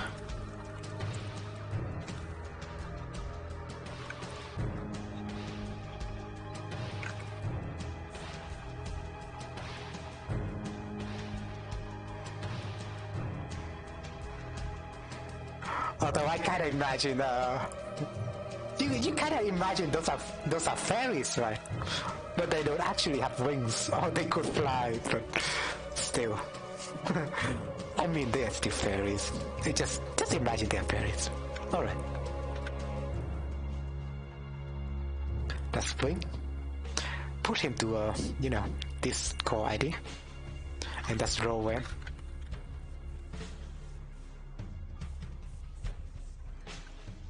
That's gonna be her core number.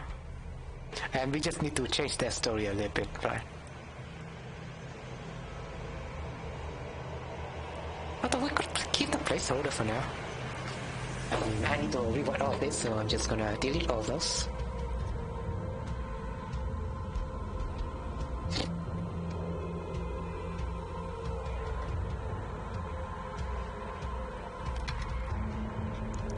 But for now, I mean the request would got changed later, so just need to think about the request as well. If you have any ideas though, feel free to comment down below, you know.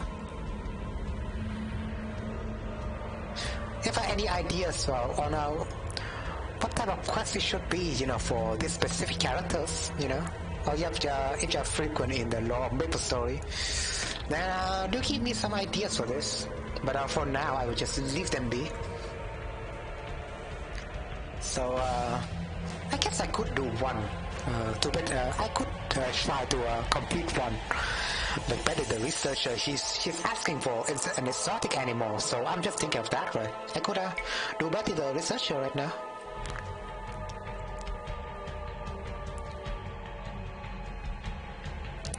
Oh yeah, I'm thinking one for this guy as well.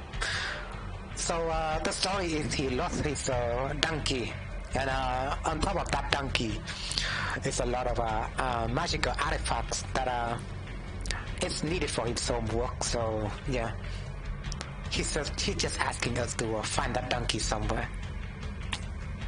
Although I do wonder, donkey is not like a convertible unit. Although unless you put them as Gaia, I guess.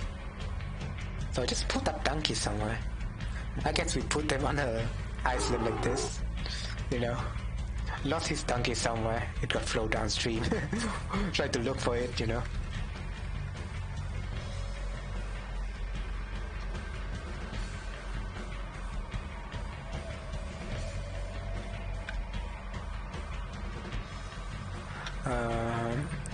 Don't get the wrong ideas though.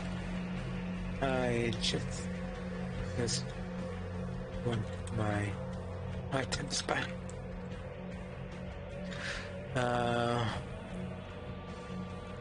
My traveling donkey. Traveling donkey got lost somewhere in the wood, and I need you to find it. I got the wrong idea though. I just want my items back. Just my magical artifacts back. Is that artifact spell for? I just want to check.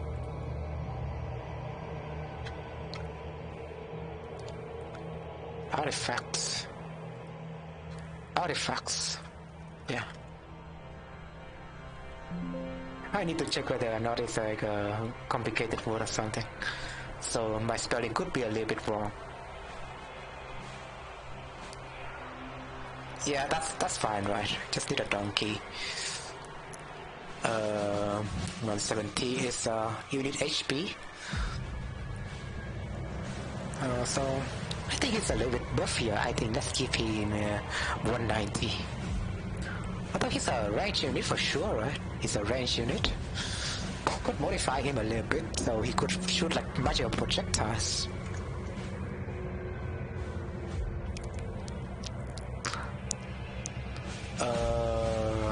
Attack is 6. I think 7, but we'll modify his HP to be 140 since he's a ranged unit. The unit he's demanding is donkey. So I'm just gonna check Genie Editor out.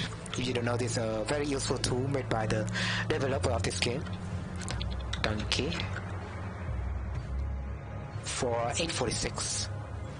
So that's 846 right there. And amount needed is just, I guess 1, yeah. So that's gonna be a Wing the Fairy mission. And there we go, now we got a new Treasure Guardian. And hey, welcome back, long time Pop. Hope you enjoy your stay again.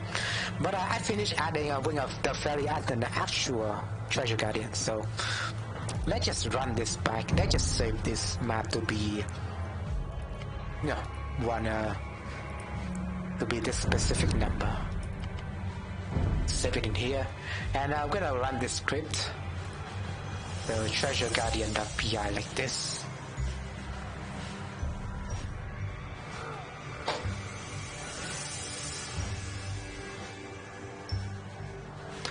And maybe I push some changes, yeah. While we are at it, right? And now we have I haven't logged into GitHub, so maybe I'll do that later. Yeah, we got a new file, so let's load that up. It's called Treasure Guardian myself, and a lot more triggers, right? If you notice, because we have a lot more NPCs to our game. So maybe we'll take that a look. We'll take a... We'll try Wing the Fairy missions. Also, someone is attacking, huh? Whoever is attacking by evil forces, so there's some NPC that I missed somewhere, right? I guess. Oh, Rowan the Fairy. Wait, what? I missed Rowan? Really? Somehow. But I guess we have to kill her over here. Or maybe she got attacked like really fast or something, and it didn't manage to convert to Play Gaia. Probably, I think. But that's Rowan the Fairy. There's Betty the Researcher right here, so that's good. I mean, we got it working. And we need to find Rowan the Fairy. I mean, we need to find Wing the Fairy, so we're gonna do his mission. Oh, Bantel one. Cool. Sorry about that, Rowan, but well, I guess you're hostile for now. Oh. Nothing personal, right? Oh. Cool. That's Wing the Fairy right there. My traveling donkey got lost somewhere in the woods, and I need to find it. Don't get the wrong ideas though, I just want my magical artifacts back. So yeah, we just need to find the donkey, and we just put the donkey specifically to be here. And I want to have this guy because I haven't had him as like a treasure guardian. So I guess we need to take care of him. Cool. Just don't be that aggressive, come on. Plan this guy to be grandiose, right? So yeah, that's the donkey. And when we found the donkey, we need to bring it to him, I guess. Let's see how that works then. Oh, don't attack the donkey, come on. Don't be rude. Okay, we'll leave it alone for now.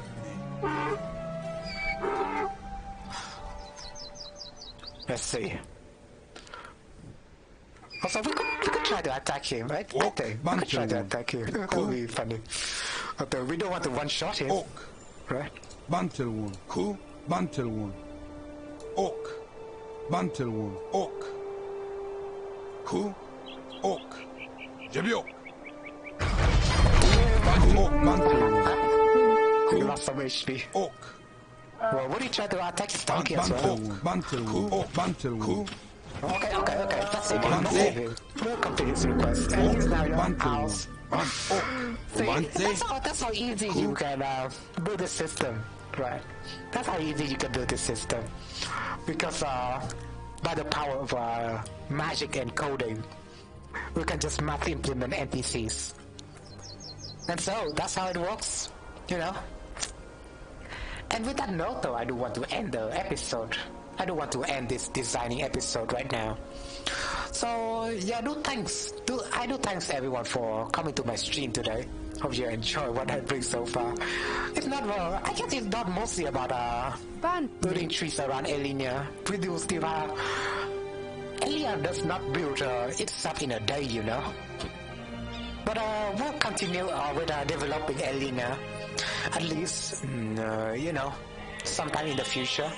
But I hope you do enjoy on this stream so far, and I will continue with this project because it's just so fun.